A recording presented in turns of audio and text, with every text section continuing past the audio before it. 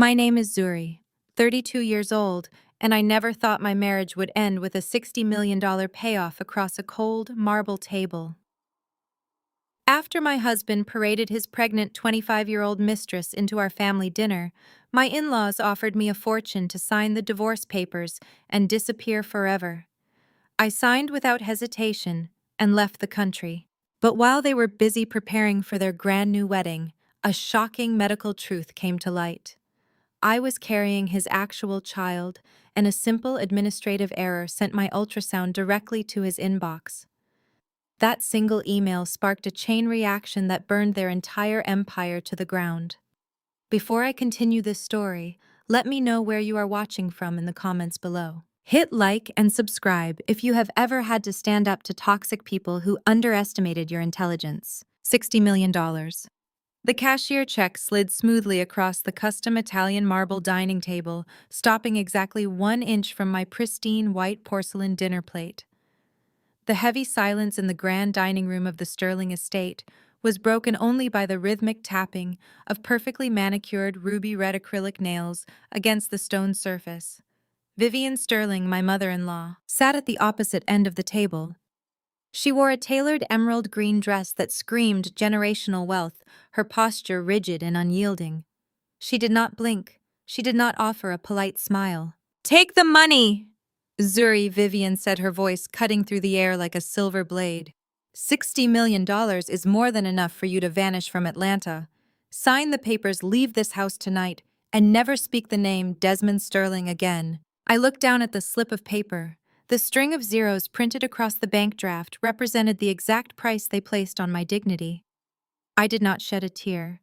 I did not scream or flip the crystal glasses standing perfectly aligned near my water goblet. My father-in-law Sterling cleared his throat from the head of the table. He adjusted the cuffs of his bespoke navy suit, refusing to make direct eye contact with me.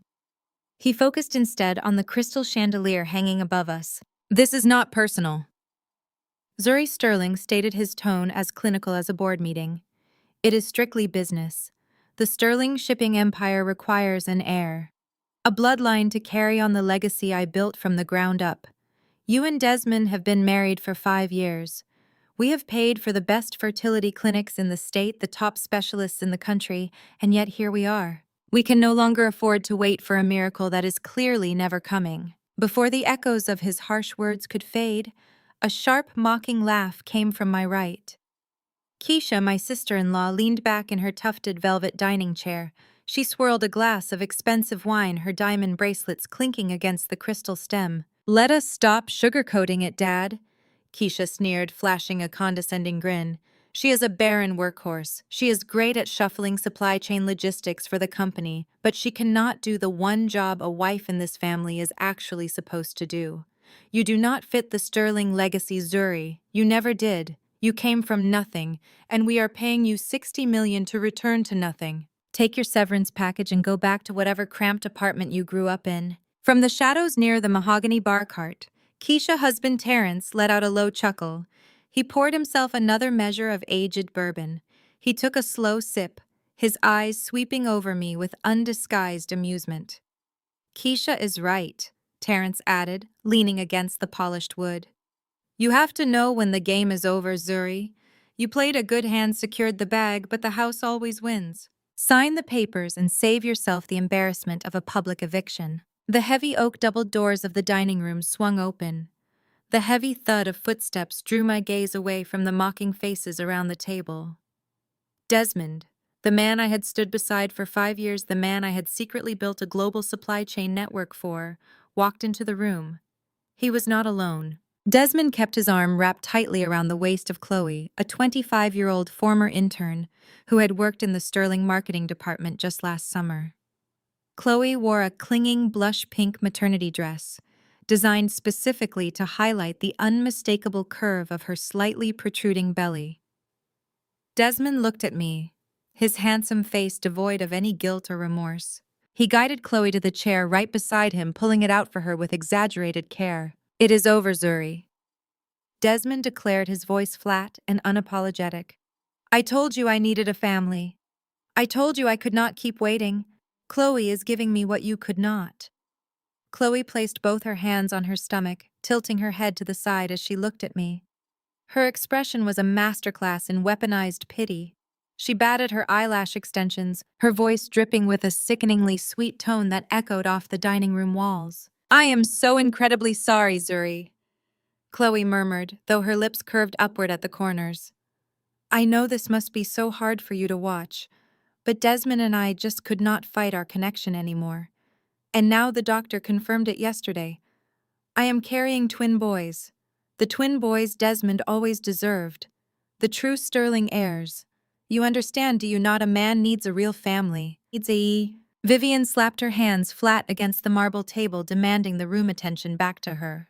She pointed a sharp ruby-red fingernail directly at the divorce papers sitting beside the cashier check. "You see the reality of the situation now," Vivian commanded. "My son has a family. He has twin boys on the way. We cannot have a sterile woman occupying the position of his wife while the mothers of his children wait in the wings.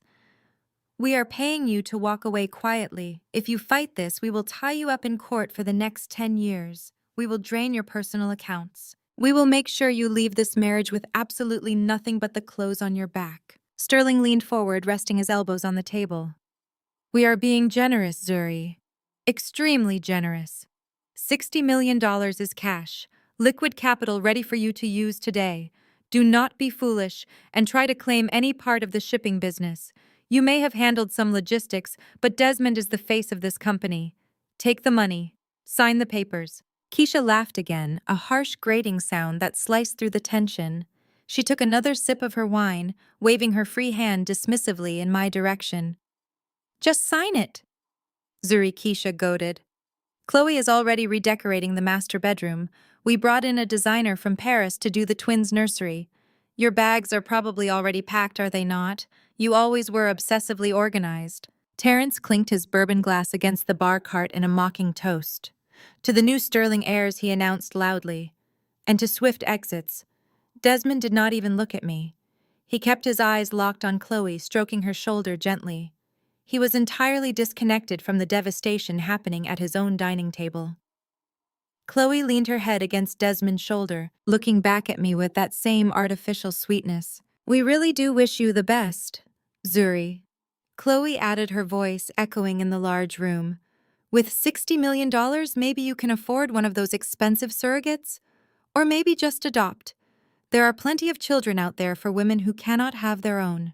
The smell of roasted duck, candied yams, and collard greens usually filled our Sunday dinners with warmth, but tonight the aroma was entirely overpowered by the stench of betrayal. The Sterling family mansion in Buckhead, Atlanta, was a sprawling estate designed to showcase power. Every piece of art, every silk drape, every custom marble tile was chosen to intimidate outsiders. And right now, I was the ultimate outsider. Vivian adjusted her pearl necklace, her eyes dark and calculating. "Do not think you can leverage your position at the company either," she warned, her voice dropping an octave. "We have already revoked your security clearance at the main office. Your corporate emails are locked. Your access to the Port Authority logistics system is terminated. We are cutting every cord today." Sterling nodded in agreement, leaning back into his custom leather chair. "You were a good consultant, Zuri. We acknowledge that. You helped streamline our shipping routes. But a consultant is all you were. An employee. Employees get replaced when they no longer serve the ultimate vision of the corporation. Desmond is the vice president. He requires a wife who matches his status and provides future executives for the board." Keisha set her wine glass down with a sharp clink. The crystal base rang loudly against the marble. "You should be thanking us," Keisha sneered, adjusting her designer wrap dress. $60 million is a lot of money for a girl from the South Side. You can buy yourself a nice little house. Maybe start a small boutique consulting firm. Leave the global logistics to the big leagues. Desmond needs a woman who can walk into a country club gala and carry the Sterling name with pride, not someone who spends her weekends glued to a laptop tracking cargo ships. Terrence poured himself another shot of bourbon. He sauntered over to the dining table, standing directly behind Keisha. He placed a hand on his wife's shoulder, smiling lazily at me. "It is nothing personal," Zuri Terrence said, his voice smooth and deceptive. "It is just the natural order of things. Alpha families need alpha heirs. You gave it your best shot, but the clock ran out. Take the check. Do not make this a messy reality television spectacle. We have a reputation to maintain in Atlanta.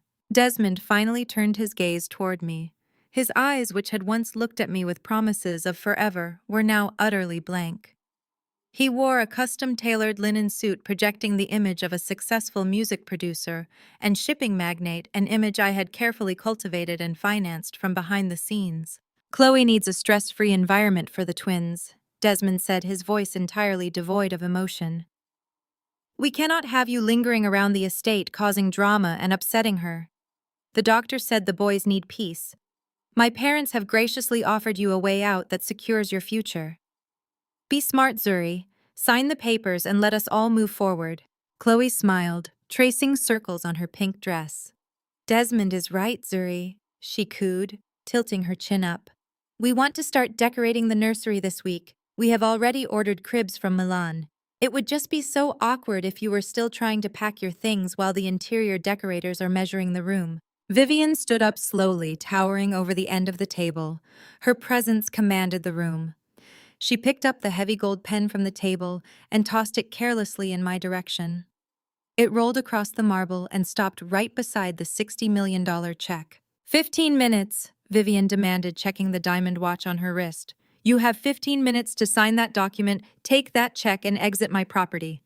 If you do not, the offer drops to zero, and I will have my lawyers bury you so deep in litigation you will not be able to afford a bus ticket out of Georgia. The sheer audacity of their words hung in the air. The silence returned heavy and suffocating. The crystal glasses caught the light from the chandelier, reflecting tiny prisms across the divorce decree. The $60 million check lay perfectly still on the marble surface. Vivian tapped her nails one final time. The sound was sharp, rhythmic, and impatient. We are waiting, Zuri, Vivian said coldly. Do not make us call security to escort you off the premises. The ink pen is right there. Sterling watched me with narrowed eyes, anticipating a fight. Keisha smirked, ready for a screaming match. Terrence smiled into his glass. Desmond simply looked bored, checking his expensive watch while Chloe rubbed her belly. I looked at every single one of their faces. I took in the extravagant dining room, the feast of roasted duck and sweet potato pie sitting untouched on the table, the hostility radiating from the people I had once called my family. I looked at the check again. $60 million, a fortune intended to erase me from their perfect narrative. I did not blink. I did not scream. I did not give them the satisfaction of a single tear. Vivian sat there with her perfectly painted lips pressed into a tight line of anticipation, waiting for the dramatic breakdown she felt she deserved to witness. Sterling leaned forward, his hands clasped over the expensive mahogany, ready to call in his security guards the moment I raised my voice. Keisha and Terrence held their breaths, vultures waiting for the carcass to drop. Instead, I reached into my dark leather Birkin bag. I bypassed the ostentatious gold-plated pen Vivian had so graciously tossed at me. I pulled out my own custom-engraved Mont Blanc fountain pen. The sharp, distinct click of the cap unposting echoed like a gunshot in the silent dining room. I smoothed my hand over the thick, textured parchment of the divorce decree. I did not need to read the entire document. My own legal team had secretly intercepted and negotiated these exact terms weeks ago.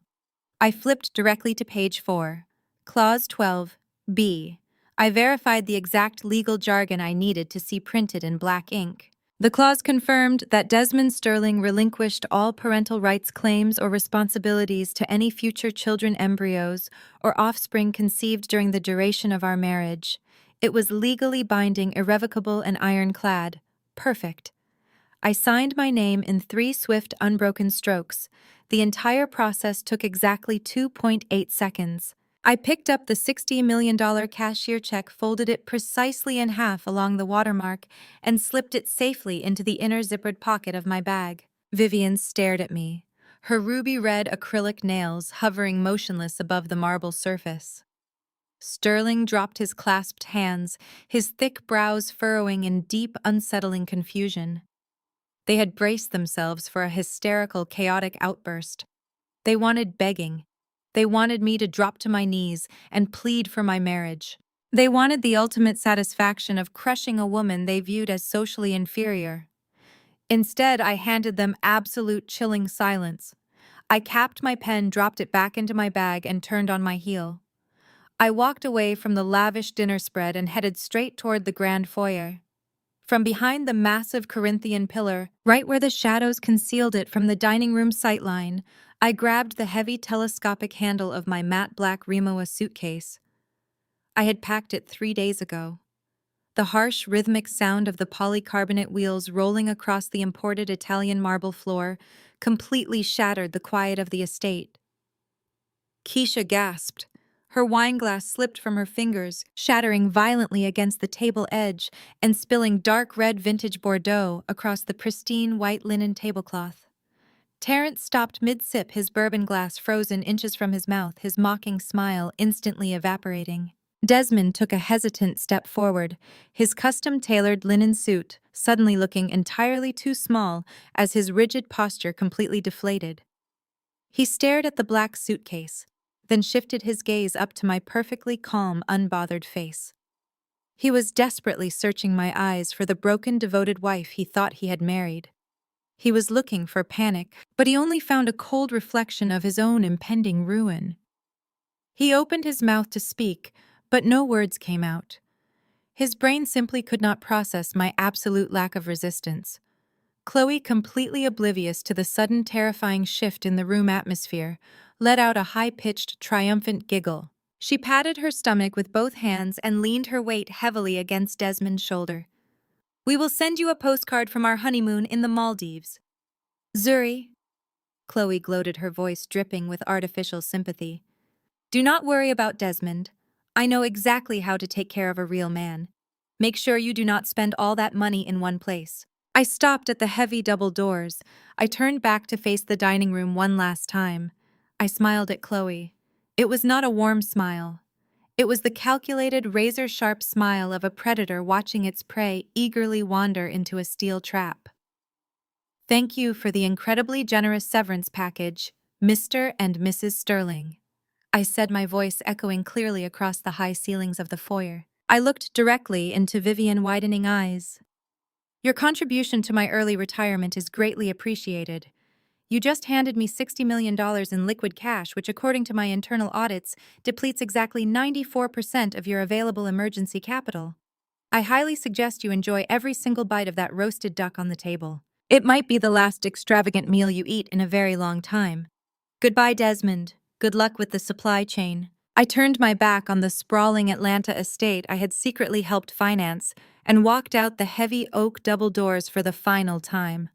I did not look over my shoulder. The humid, warm Georgia evening air hit my face as I stepped onto the expansive cobblestone driveway. A sleek black SUV was already idling quietly by the massive stone fountain, parked right beside Desmond's perfectly polished Bentley Continental. I had scheduled the Uber Black reservation exactly 2 hours before this dinner even started. The driver, a professional man in a crisp dark suit, stepped out immediately. He took my Rimowa suitcase, placed it carefully in the trunk, and opened the rear door for me. I slid into the cool dark leather back seat, adjusting my skirt perfectly as the heavy door closed shut, officially locking out the oppressive toxic energy of the Sterling family forever. As the SUV glided smoothly down the winding, tree-lined driveway and merged onto the bustling traffic of West Pace's Ferry Road, I felt a massive physical transformation take place within my body. The dutiful, submissive, perfectly agreeable wife persona melted away completely. I shed it like a cheap winter coat. What remained in that back seat was the ruthless, highly sought-after global supply chain strategist who had single-handedly kept the massive Sterling Shipping Corporation from going bankrupt for the last 5 years. The Sterling family thought they were royalty because they owned a fleet of cargo ships. They never bothered to realize that I was the one who controlled the ocean. I reached into my bag and pulled out my iPad Pro. The bright glow of the screen illuminated the dim back seat of the vehicle. I logged into my secure, highly encrypted offshore server. With 4 rapid, precise keystrokes, I initiated a complete digital and operational blackout. I systematically scrubbed my personal proprietary routing algorithms from the Sterling International Logistics Network.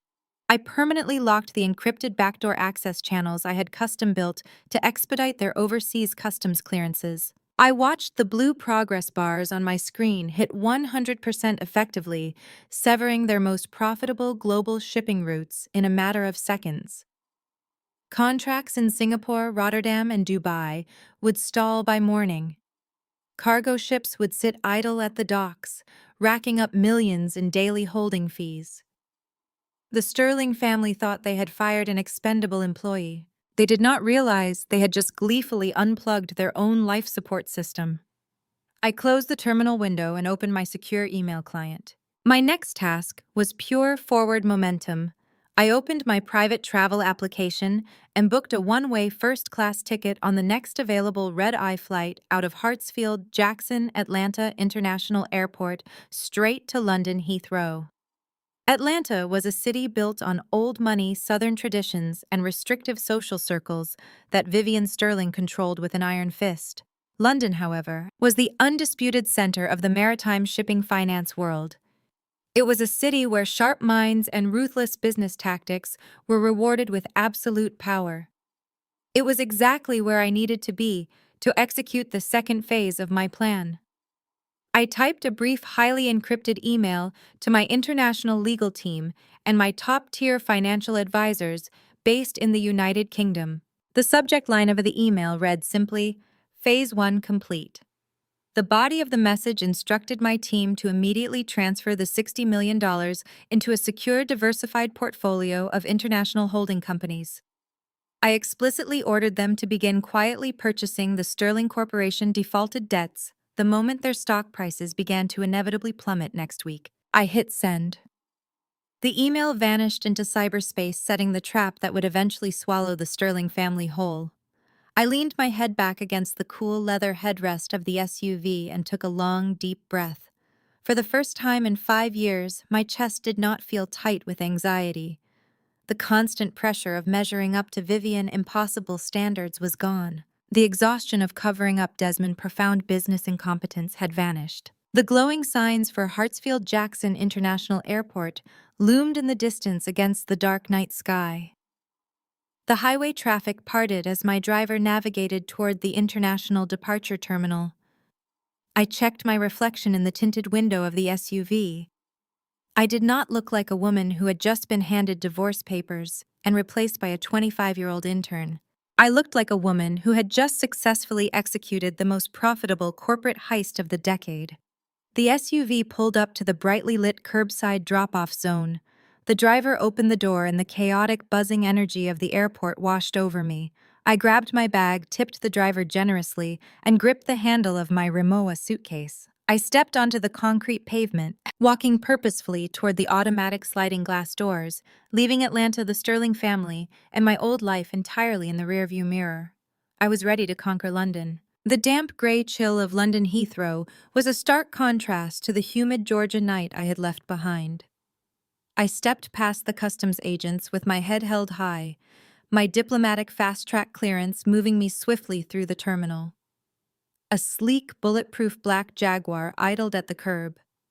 The driver opened the heavy door and I slid into the plush cream leather interior. As the luxury vehicle wove through the morning traffic toward the heart of the financial district, I watched the historic architecture of London blur past the rain-slicked windows.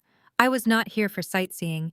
I was here for war. 45 minutes later, I strode into a sprawling glass-walled boardroom on the 70th floor of the Shard. The panoramic view of the River Thames was breathtaking, but my focus remained entirely on the 5 individuals waiting for me around the massive glass conference table. This was my hidden inner circle, the brilliant legal minds and ruthless financial architects who had secretly managed my personal portfolios for the past 3 years. Arthur Pendleton, lead partner at one of the most feared corporate law firms in Europe, stood up and buttoned his charcoal suit jacket. He offered a sharp, respectful nod. "Welcome home, Zuri," Arthur said, his crisp British accent cutting through the quiet room. "We have reviewed the divorce decree you transmitted from the aircraft. The signature is verified. The severances are absolute." Desmond Sterling and his family have officially waived all legal rights to your assets past, present, and future. I placed my bag on the table and unzipped the inner compartment. I pulled out the cashier check for $60 million and slid it across the smooth glass surface toward Marcus, my lead financial advisor. Deposit this immediately, I instructed, taking my seat at the head of the table. Marcus picked up the check, inspecting the heavy bank seal and the Sterling corporate watermark. A slow, knowing smile spread across his face. They actually paid it. Marcus chuckled, shaking his head in disbelief. They handed you the absolute last of their liquid corporate reserves. They truly have no idea what they have just done. I leaned forward, clasping my hands together. No, they do not. The Sterling family is entirely blinded by their own arrogance. They look at me and see a trophy wife who overstepped her boundaries. They honestly believe Desmond is the genius who expanded their shipping routes across Asia and Europe. As I spoke, the memories flashed through my mind with crystal clarity. I remembered sitting in a sweltering warehouse office in Dubai 3 years ago. Desmond was out playing 18 holes of golf with a prince completely unreachable, while a massive customs dispute threatened to seize 10 Sterling cargo ships. I was the one who stayed behind. I was the one who rewrote the maritime routing algorithms, bribed the correct port officials, and restructured the tariffs to save the entire fleet. When the crisis was averted, Desmond arrived at the celebration dinner, flashing his charismatic smile and taking full credit for the flawless execution. I remembered standing in the shadows during the Forbes magazine photo shoot, watching Vivian and Sterling proudly pose with Desmond, praising his brilliant mind for logistics. They never knew that the proprietary software running their entire global supply chain was coded on my personal laptop, securely registered under a shadow corporation I owned. They bought my silence. I told the boardroom, pulling my thoughts back to the present.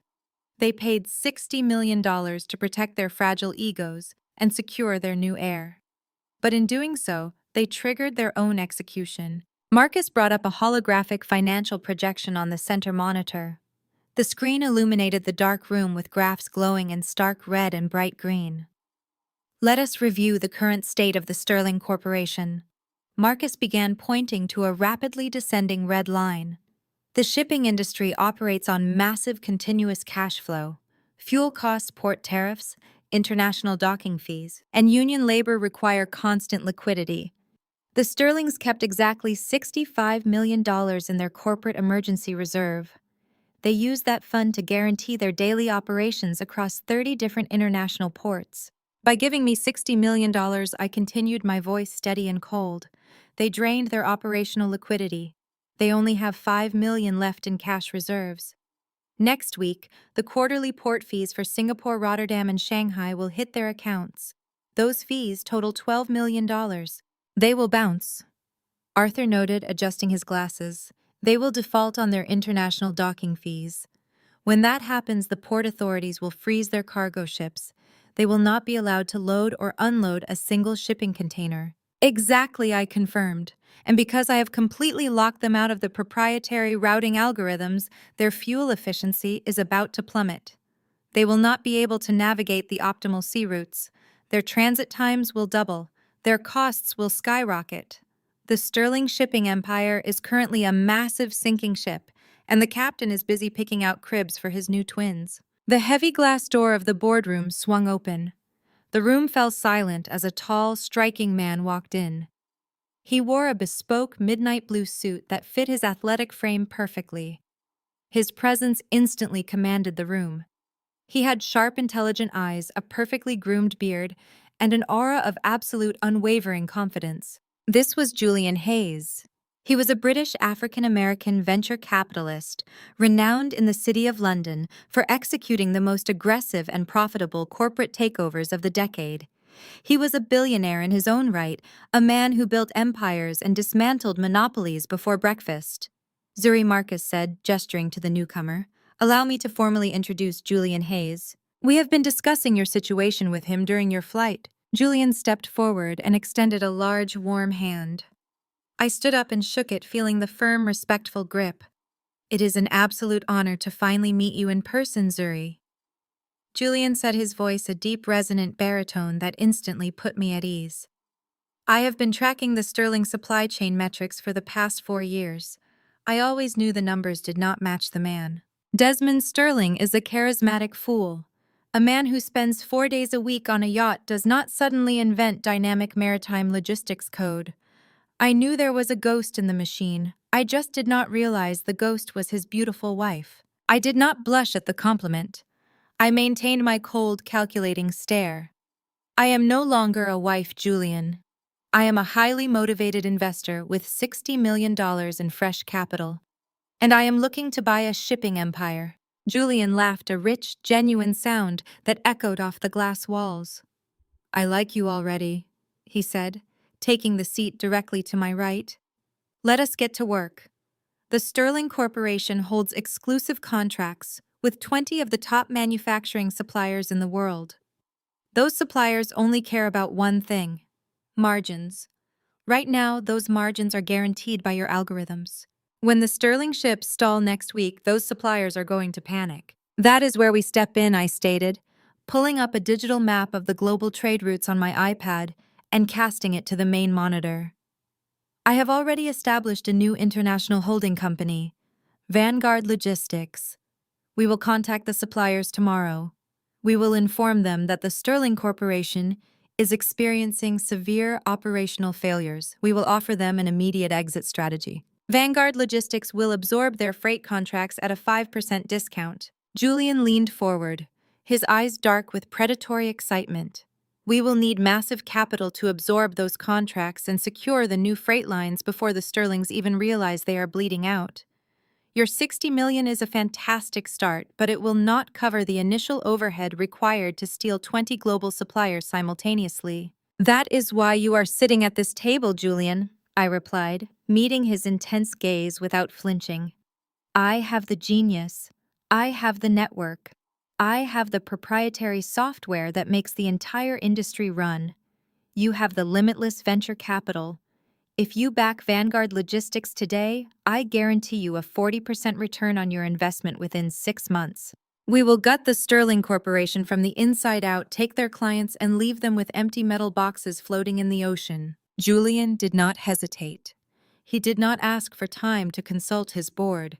He looked at the data, looked at my unyielding expression, and recognized a sure bet. He pulled a platinum phone from his suit jacket and placed it on the glass table. Consider Vanguard Logistics fully funded. Julian declared, his voice ringing with absolute authority.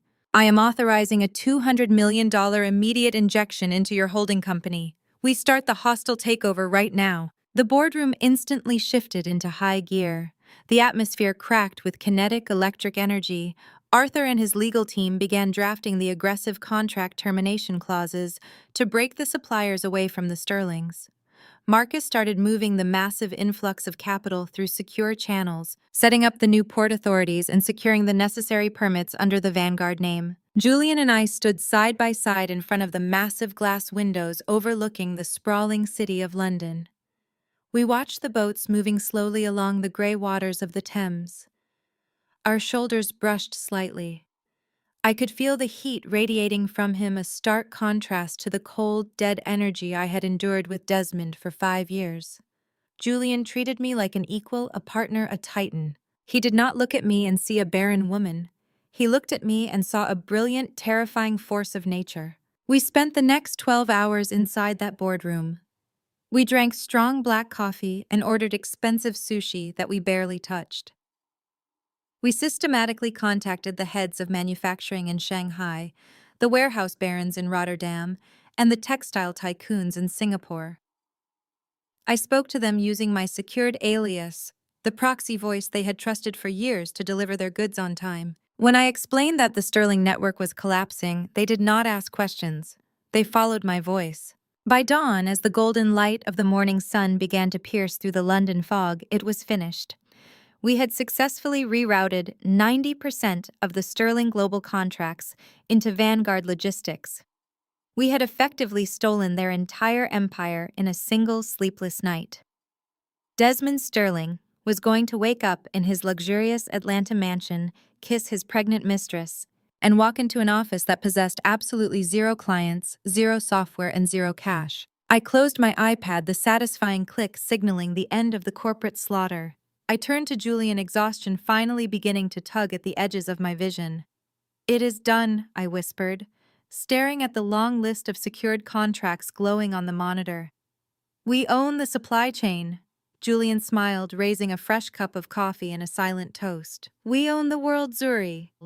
The Sterlings are officially dead in the water." I reached for my own coffee cup, suddenly feeling a strange hollow sensation bloom in the center of my chest. The adrenaline that had fueled my ruthless crusade across the Atlantic Ocean was abruptly draining away. The bright lights of the boardroom monitors seemed to blur and smear together. The deep, rich voice of Julian congratulating me sounded like it was coming from underwater. I tried to take a step forward, but my legs felt like lead. The room violently tilted on its axis, and the dark carpet rushed up to meet me. The impact never came. Strong arms caught me right before my face struck the floor. I felt the crisp wool of Julian's suit jacket against my cheek and heard him shouting commands to Marcus and Arthur. His deep voice resonated through my chest, demanding an ambulance, barking orders with the same fierce authority he had just used to dismantle the Sterling Empire. Then, the world went completely black. I woke up to the steady, rhythmic beeping of a heart monitor, the sharp smell of medical antiseptic mixed with the faint scent of fresh lavender. I blinked against the harsh fluorescent lights, my vision slowly coming into focus. I was not in a chaotic public emergency room. I was lying in a plush motorized bed inside a massive private suite. Floor-to-ceiling windows overlooked a serene London courtyard. The walls were painted a calming slate gray, and a bouquet of white orchids sat on a polished mahogany side table. This was a premier private clinic, the kind that catered exclusively to royalty and billionaires. Julian sat in a leather armchair beside my bed. He had removed his suit jacket and unbuttoned his collar, his usual pristine appearance slightly ruffled. He leaned forward the second my eyes opened, his large hand gently covering mine. His grip was warm and steady. "You gave us quite a scare, Zuri," Julian said, his voice unusually soft. "You collapsed in the boardroom. I had my security team bring you directly to the Wellington Private Hospital. You have been unconscious for 4 hours." I tried to sit up, a wave of panic suddenly gripping my chest. My mind raced back to the $60 million, the Vanguard Logistics contracts, the hostile takeover. The contracts, I rasped my throat, feeling like sandpaper. Did the transfers go through? Did the suppliers sign the final agreements? Julian chuckled, pressing his hand gently against my shoulder to keep me lying down. "You just orchestrated the greatest corporate heist in modern shipping history, and your first thought is the paperwork. Yes, the transfers are complete. The Sterling Corporation is officially bleeding out. But right now we need to focus on you." The doctors ran a complete blood panel and a full physical workup. They found the cause of your collapse. Before I could ask him what was wrong, the heavy wooden door of the suite clicked open. A tall, distinguished British doctor in a pristine white coat walked in holding a sleek digital tablet. He smiled warmly, checking the readouts on the monitor next to my bed. "Good evening, Miss Sterling." The doctor greeted me with a polite nod. "I am Dr. Kensington. I understand you have been under an immense amount of stress lately, coupled with international travel and severe sleep deprivation. However, exhaustion is not the primary reason you lost consciousness today." I braced myself. My mind instantly jumped to the worst possible conclusions. A brain tumor, a failing heart, the physical manifestation of 5 years of emotional abuse from Vivian and Desmond finally destroying my body from the inside out. "Tell me," I demanded, my voice cold and steady. "I prefer blunt honesty." Dr. Kensington tapped the screen of his tablet and looked me directly in the eyes. "You are pregnant. Specifically, you are 12 weeks and 4 days along. You are entering your second trimester." The room stopped breathing. The air was sucked out of my lungs. I stared at the doctor, waiting for the punchline. I waited for the cruel joke, but his face remained entirely professional and sincere. "That is medically impossible," I stated, shaking my head. "My husband and I went through 4 rounds of IVF. The final round was over 3 months ago. It failed. The clinic confirmed it. My body did not respond. I am sterile. The human body is exceptionally resilient, Dr. Kensington explained, walking closer to the bed. Sometimes early hormone tests result in false negatives, especially if the patient is experiencing extreme psychological distress. The stress levels in your system masked the early symptoms.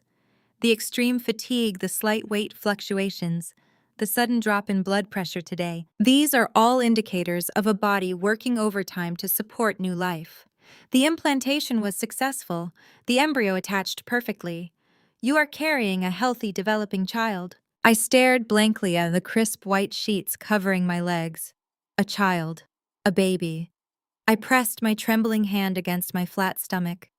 After 5 years of invasive needle-sterile clinic rooms crushing disappointment, and Vivian endless vicious mockery about my barren womb, the truth was finally blooming inside me. I was pregnant. I was carrying the child Desmond had just paid me $60 million to walk away from. I was carrying the true Sterling heir. The shock quickly morphed into an overwhelming, terrifying surge of protectiveness. Desmond had looked me dead in the eye and chosen a 25-year-old intern.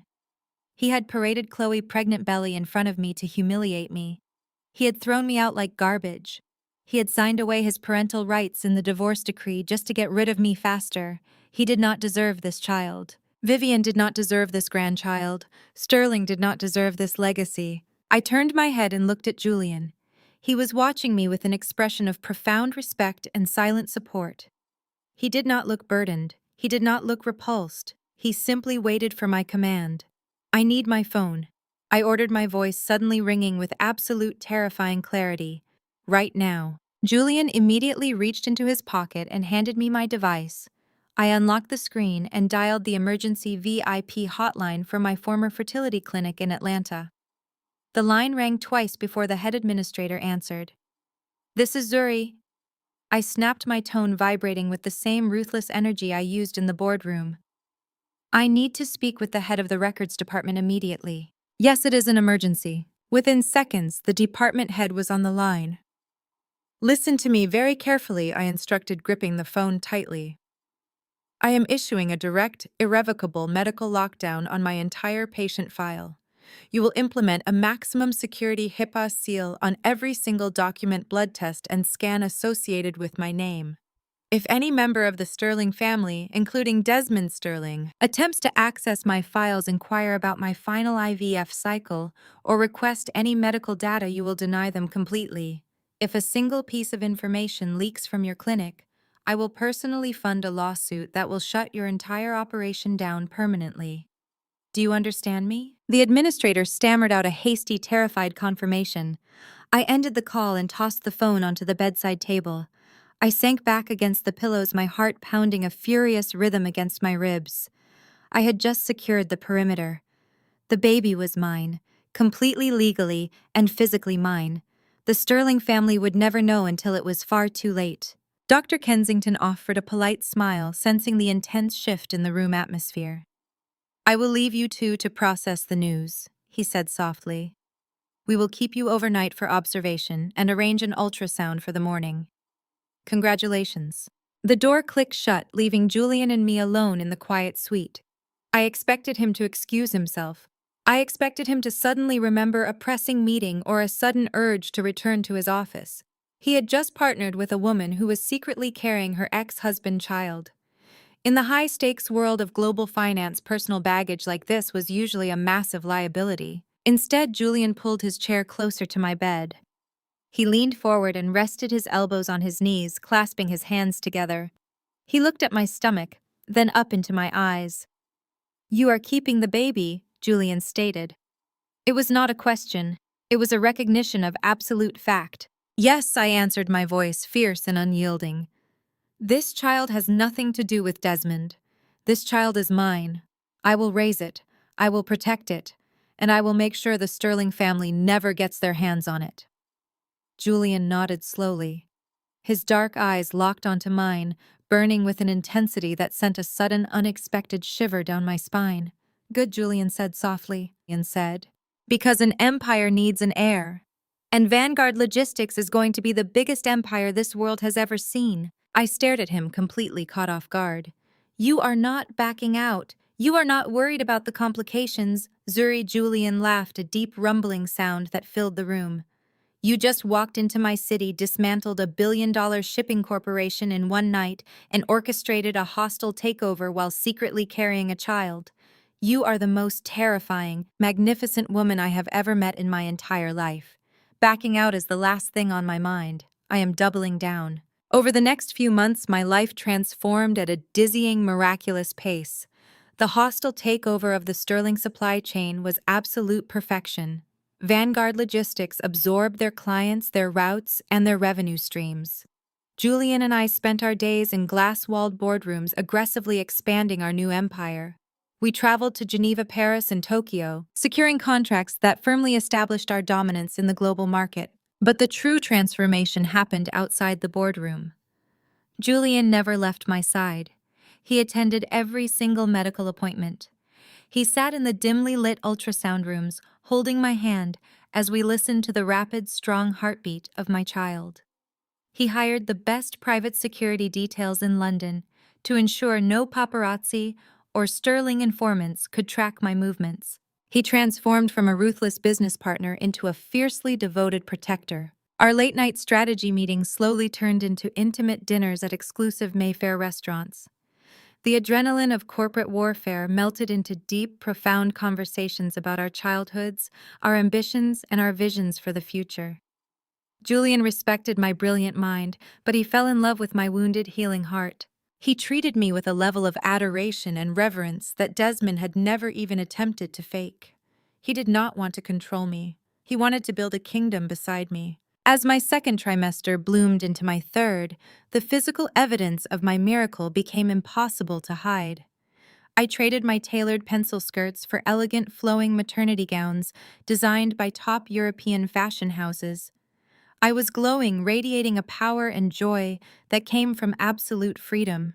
On a crisp, clear evening in December, Julian took me to the rooftop terrace of the Shard, the exact building where we had first dismantled the Sterling Empire. He had rented out the entire top floor. The space was filled with thousands of white roses and softly glowing candles. The glittering skyline of London stretched out endlessly beneath us, a testament to the world we had conquered together. Julian walked me to the edge of the glass barrier. He took both of my hands in his expression completely stripped of his usual corporate armor. He looked at me with pure, unfiltered devotion. Zuri, Julian said, his voice thick with emotion. You walked into my boardroom and changed the trajectory of my entire life. You are my partner, in every sense of the word. You have shown me what true strength looks like. I want to spend the rest of my days building our empire, protecting your heart, and raising this beautiful child with you. Julian slowly dropped to one knee. He reached into his jacket pocket and pulled out a sleek velvet box. He snapped it open, revealing a breathtaking, flawless, emerald-cut diamond ring. The stone was massive, catching the candlelight and reflecting brilliant flashes of fire. It was not just a piece of jewelry. It was a declaration of permanent, unshakable loyalty. Marry me, Zuri, Julian asked, looking up at me. Let me be the father this child deserves. Let us build a family that no one can ever break. Tears of overwhelming joy spilled down my cheeks. The cold, sterile dining room in Atlanta felt like a distant nightmare. I was standing on top of the world, surrounded by light, held by a man who valued my genius and cherished my spirit. Yes, I whispered, pulling him up into a fierce embrace. Yes, Julian. 1,000 times yes. Julian slipped the heavy diamond onto my finger. It fit perfectly. He pulled me close, pressing his lips against mine in a kiss that promised absolute safety and boundless love. As we held each other above the London skyline, Julian whispered his final promise against my skin. We are going to celebrate this victory properly, Julian murmured, his hands resting gently on my pregnant belly. We are flying to Lake Como. We are planning the most lavish, exclusive wedding Italy has ever seen. And we are going to invite the whole world to watch you shine. I smiled against his shoulder, my heart soaring with anticipation. I was ready for Italy. I was ready for my new life.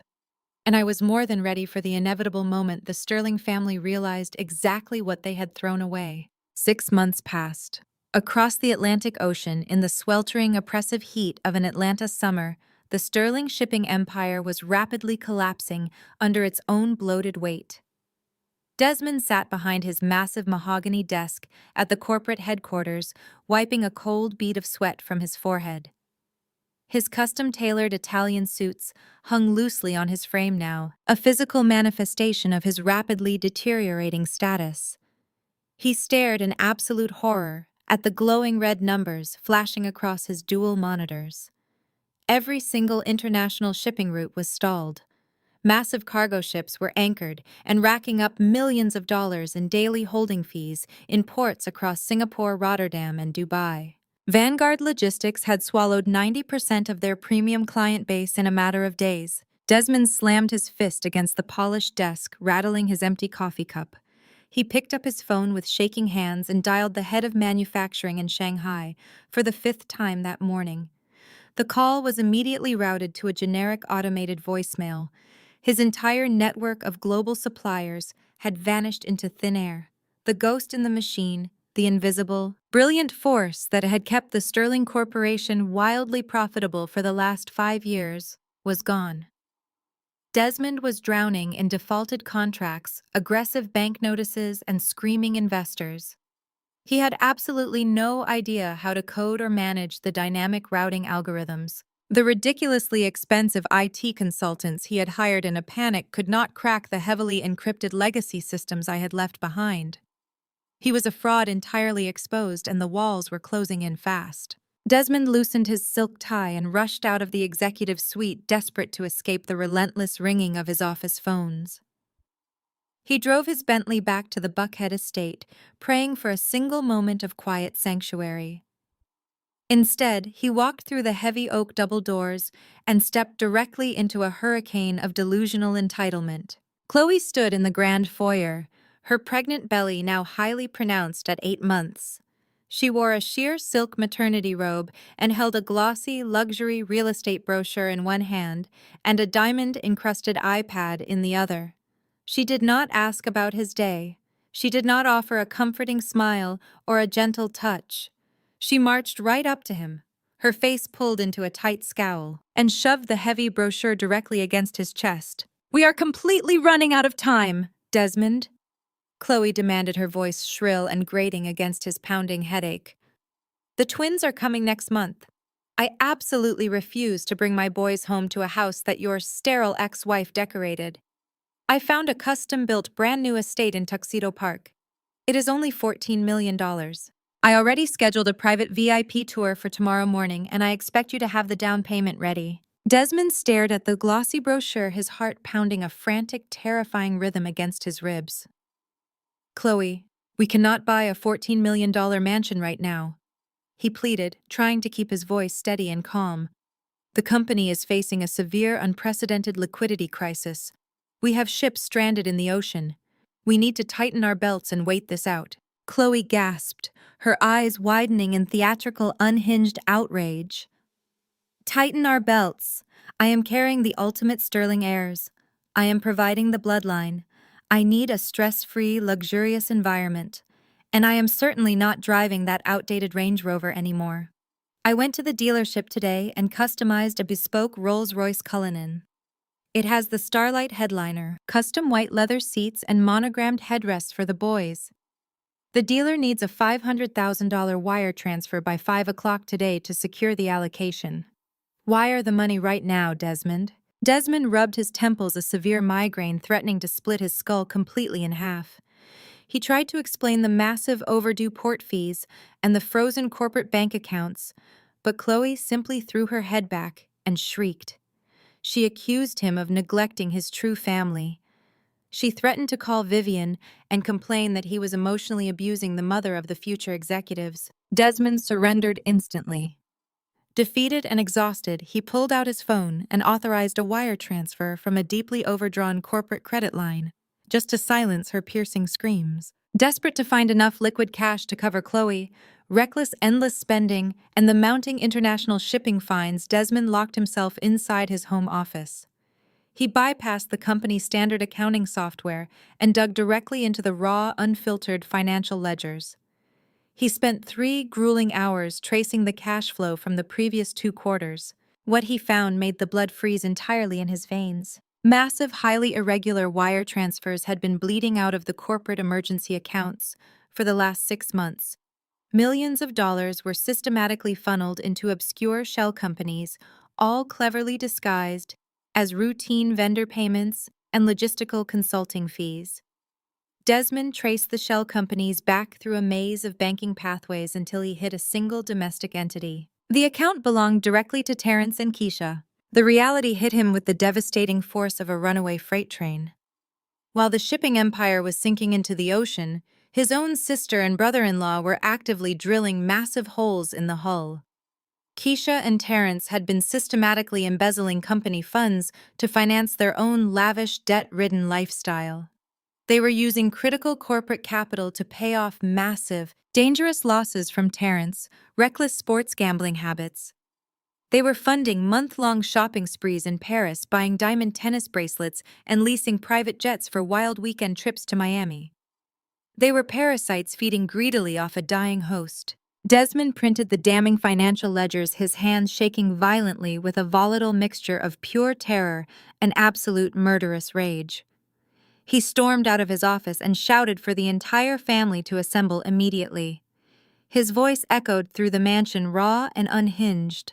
Within 10 minutes, Sterling, Vivian, Keisha, Terrence, and Chloe were gathered in the exact same formal dining room where they had gleefully ousted me 6 months prior. The custom Italian marble table, once the grand stage for their arrogant triumph, was now the altar for their complete and total destruction. Sterling sat at the head of the table, scowling fiercely at the sudden, demanding disruption. Vivian crossed her arms defensively, her heavy emerald jewelry glinting sharply under the light of the crystal chandelier. "What is the meaning of this hysterical shouting?" Desmond Sterling demanded, his voice booming with forced authority. "I am expecting a highly sensitive call from our investors in Tokyo, and I will not have you acting like a lunatic in my home." Desmond threw the thick, heavy stack of printed ledgers directly onto the center of the pristine marble table. The papers fanned out wildly, revealing brightly highlighted transactions and glaring red deficits. "Tokyo is not calling you back, Dad," Desmond shouted, his voice cracking with pure panic. "Nobody is calling us back. Vanguard Logistics took our entire Asian supply chain. They took Europe. They took everything. We have ships sitting idle in the water right now because we cannot afford the fuel or the docking fees to bring them home. We are completely broke." Vivian slammed her manicured hand flat against the table, her eyes flashing with indignant fury. "Do not be ridiculous and weak. We are the Sterling family. We have the $65 million corporate emergency reserve fund sitting in the bank. Use it to pay the port authorities immediately and get those ships moving." Desmond let out a loud, hysterical, broken laugh. He pointed a shaking, accusatory finger directly at his mother's face. "We do not have $65 million. We gave $60 million to Zuri to sign those damn divorce papers. You handed her our entire safety net on a silver platter just to prove a point." Vivian's face drained of all color instantly. Her jaw dropped open. The sheer devastating magnitude of her own arrogant mistake finally crashed down upon her, crushing the breath from her lungs. She clutched her pearl necklace tightly, her mouth opening and closing in silent, suffocating horror as the reality of her fatal miscalculation set in. "And the remaining $5 million, Desmond yelled, turning his furious, bloodshot gaze toward his sister. "You better ask Keisha and Terrence exactly where that went." Keisha shifted highly uncomfortably in her velvet chair. Her eyes darted nervously toward the exit doors.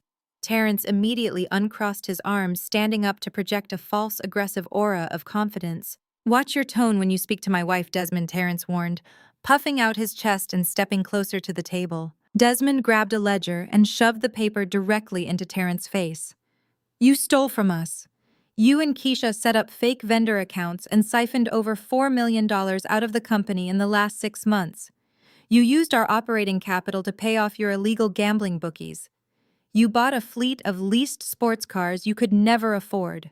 You actively embezzled from your own family while the business was dying." Keisha jumped to her feet, her chair scraping violently against the marble floor with a piercing screech. "Do not you dare raise your voice at my husband, Keisha," screamed, her perfectly styled hair flying wildly around her face as she pointed fiercely at her brother. "We are partners in this company. We are entitled to our share of the profits. You are the one who let some random British venture firm steal all our global clients. You are running this entire empire into the ground because you are too busy catering to your little pregnant intern and her ridiculous demands." Chloe, sitting heavily beside Desmond, gasped loudly. She slammed both her hands onto the marble table, her face twisting in fury. "I am not an intern. I am carrying the true Sterling heirs. You are just bitter and jealous because your husband is a degenerate, pathetic gambler who cannot provide for you without stealing from my baby's future trust fund." Terrence lunged forward, slamming his fists violently onto the table, shaking the crystal glasses. "Do not speak to my wife that way, you little gold-digging parasite. You are bleeding Desmond completely dry with your luxury cars and your $14 million mansion demands.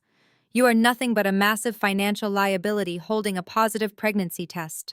The grand dining room exploded into absolute unhinged chaos. Sterling stood up, clutching his chest and shouting furiously for order, but his voice was completely drowned out by the vicious, deafening screaming matches echoing off the walls. Vivian buried her face in her hands, weeping loudly, as the crushing realization of their complete financial ruin finally shattered her pristine composure. Keisha grabbed a crystal water goblet and hurled it across the room. It shattered violently against the mahogany bar cart, raining sharp, jagged shards of glass over the expensive aged bourbon bottles. Terrence and Desmond stood inches apart, screaming vicious obscenities, their faces red with rage, fully prepared to physically tear each other apart. They were destroying each other piece by piece. The impenetrable, flawless facade of the wealthy, elite Sterling family had completely disintegrated. They were drowning in massive debt, suffocating in familial betrayal, and turning on their own blood like starved, desperate animals in a cage. The golden, untouchable empire was rapidly burning to ash right before their eyes, and the fire had started at the exact moment they pushed that cashier check across the marble table. The screams bouncing off the dining room walls reached a fever pitch. Keisha stepped around the shattered glass, her eyes locked onto Chloe, with an intense, unbridled malice. "You think you are the savior of this family because you got pregnant?" Keisha sneered, jabbing her finger toward Chloe. "You are nothing but a gold-digging parasite who saw an easy payday. The moment the banks foreclose on this house, you will run back to whatever cheap apartment you crawled out of." Chloe's face contorted into a mask of pure, ugly rage. She grabbed the edge of the heavy marble table and pushed herself to her feet, her pregnant belly pressing uncomfortably against the edge. "I am the mother of the Sterling heirs," Chloe shrieked, her voice echoing shrilly over the chaos. "You are just a thief. You stole from your own father. When my boys are running this company, you will not see a single dime." Keisha lunged forward, her hand raised. Desmond stepped between them, shoving his sister back with a forceful thrust to her shoulders. "Back off!" Desmond bellowed, his voice raw and breaking, but the warning came too late. Chloe let out a sudden, piercing shriek. It was not a scream of anger. It was a scream of pure, agonizing physical terror. She crumpled forward, her hands instinctively flying to clutch her swollen stomach. Her knees buckled and she hit the imported Italian marble floor with a heavy, sickening thud. The vicious screaming match in the room stopped, instantly replaced by a suffocating, terrifying silence. Desmond dropped to his knees beside her. Chloe's face was drained of all color, her skin turning an ashen, translucent gray. She gasped for air, her manicured nails digging fiercely into the sleeves of Desmond's ruined suit. The pain, Chloe sobbed, her body writhing on the floor. "Desmond, it feels like I am being torn apart. Something is wrong." Vivian rushed forward, her previous despair entirely swallowed by a new visceral panic. A dark, spreading stain of fluid seeped into the fabric of Chloe's silk maternity robe, pooling rapidly on the pristine white floor. Her water had broken. She was only 8 months along. The twins were coming right now, surrounded by the shattered glass and financial ruin of the Sterling Empire. Call an ambulance, Sterling roared, pulling his phone from his pocket with shaking hands. We do not have time. Desmond panicked, scooping Chloe up into his arms. Her head lolled back against his shoulder, her breathing shallow and erratic. Get the car. Bring the car around now. The drive to Atlanta Medical Center was a blur of frantic adrenaline-fueled terror. Desmond practically tore the steering wheel off the Bentley as he swerved violently through the evening traffic, running red lights and blaring his horn. Vivian sat in the back seat holding Chloe's hand and barking useless, panicked commands. Sterling rode in the passenger seat, his face rigid and pale. The luxurious, untouchable facade of their lives had evaporated. They were now just desperate, terrified people racing against the clock. The moment the Bentley screeched to a halt in front of the emergency room doors, a swarm of medical personnel descended upon the vehicle. They pulled Chloe from the back seat onto a rolling stretcher. Her screams echoed through the sterile concrete drop-off bay, raw and primal. Desmond tried to follow the stretcher as they sprinted through the automatic sliding glass doors, but a stern-faced nurse shoved him back toward the waiting room. You need to stay here, the nurse ordered, her voice cutting through the chaos with absolute authority. Her blood pressure is plummeting. We are taking her straight to the surgical bay for an emergency cesarean section. Desmond stood frozen under the harsh, humming fluorescent lights of the hospital corridor. The sterile smell of iodine and bleach assaulted his senses. Vivian paced the linoleum floor, her expensive heels clicking a frantic, irregular rhythm. Sterling sat heavily in a plastic waiting room chair, his head buried in his hands. The hours crawled by with agonizing slowness. Every time the heavy double doors of the surgical ward swung open, Desmond's heart violently slammed against his ribs. He was drowning in a sea of absolute powerlessness. He had lost his company. He had lost his fortune. And now the only remaining symbol of his supposed manhood and legacy hung in the balance. Finally, a doctor emerged from the surgical wing. He wore green scrubs, a surgical cap, and an expression that offered absolutely no comfort. Desmond, Vivian, and Sterling rushed toward him, completely ignoring the other families in the waiting area. Are my boys okay? Desmond demanded, grabbing the doctor's arm. Is Chloe okay? The doctor gently removed Desmond's hand and took a step back, maintaining a calm, clinical distance. Chloe is stable. The doctor stated, his voice steady but grave. The delivery was extremely traumatic. She suffered a severe placental abruption, which caused massive internal hemorrhaging. We managed to stop the bleeding, but she is currently unconscious and requires intense monitoring. And the twins, Vivian interrupted, her voice shaking with panic. The doctor's expression grew even more serious. The twins have been successfully delivered, but they were born severely premature. They are currently in the neonatal intensive care unit. Because of the placental abruption and the trauma of the delivery, both infants have experienced a catastrophic drop in their red blood cell counts. They are severely anemic, and their internal organs are struggling to process oxygen. They are intubated and on life support. Desmond staggered backward, the fluorescent lights overhead seeming to spin wildly. Life support. They are just babies. They are fighting, Mr. Sterling, the doctor said, his tone turning urgent. But their condition is deteriorating rapidly. They require immediate massive blood transfusions to stabilize their organ functions.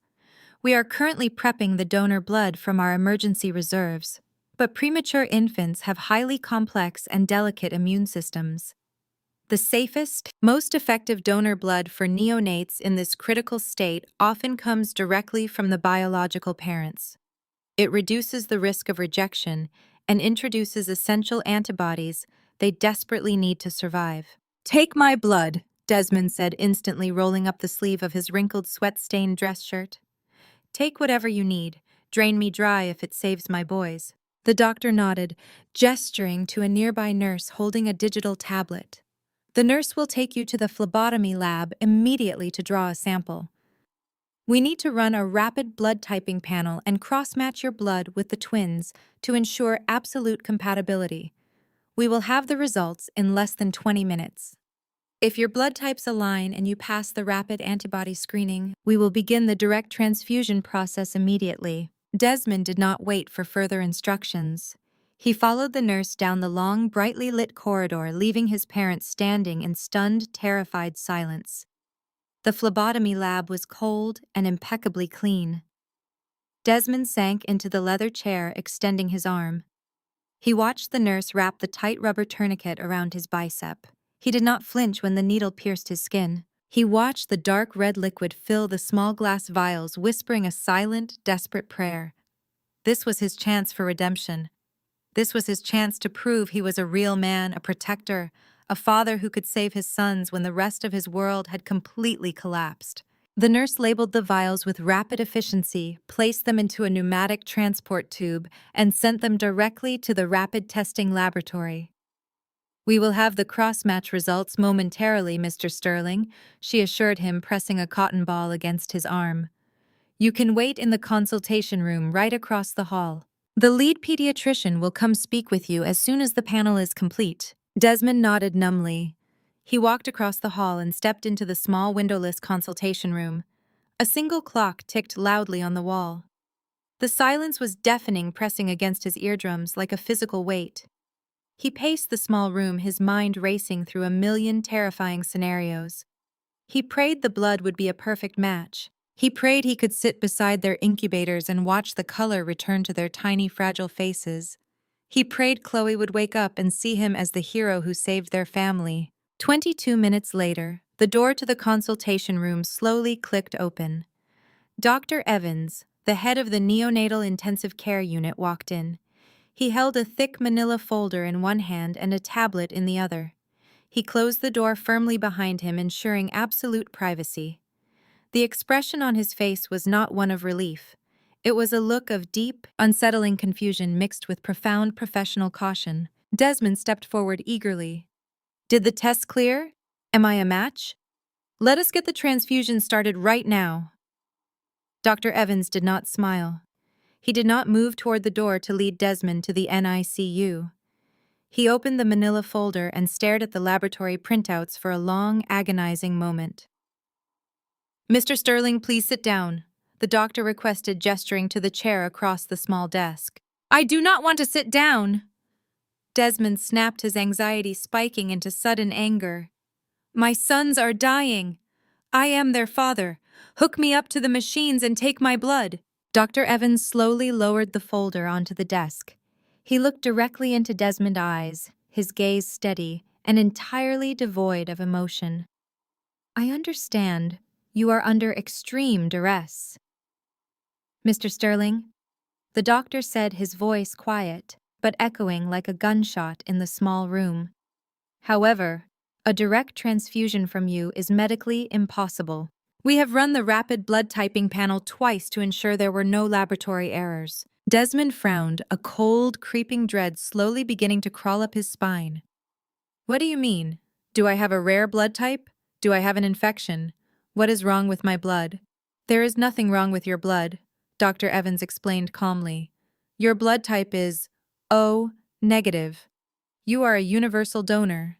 In theory, your blood should be perfectly compatible with any patient in this hospital." "Then what the hell is the problem?" Desmond roared, slamming his hands onto the desk. "The problem, Mr. Sterling."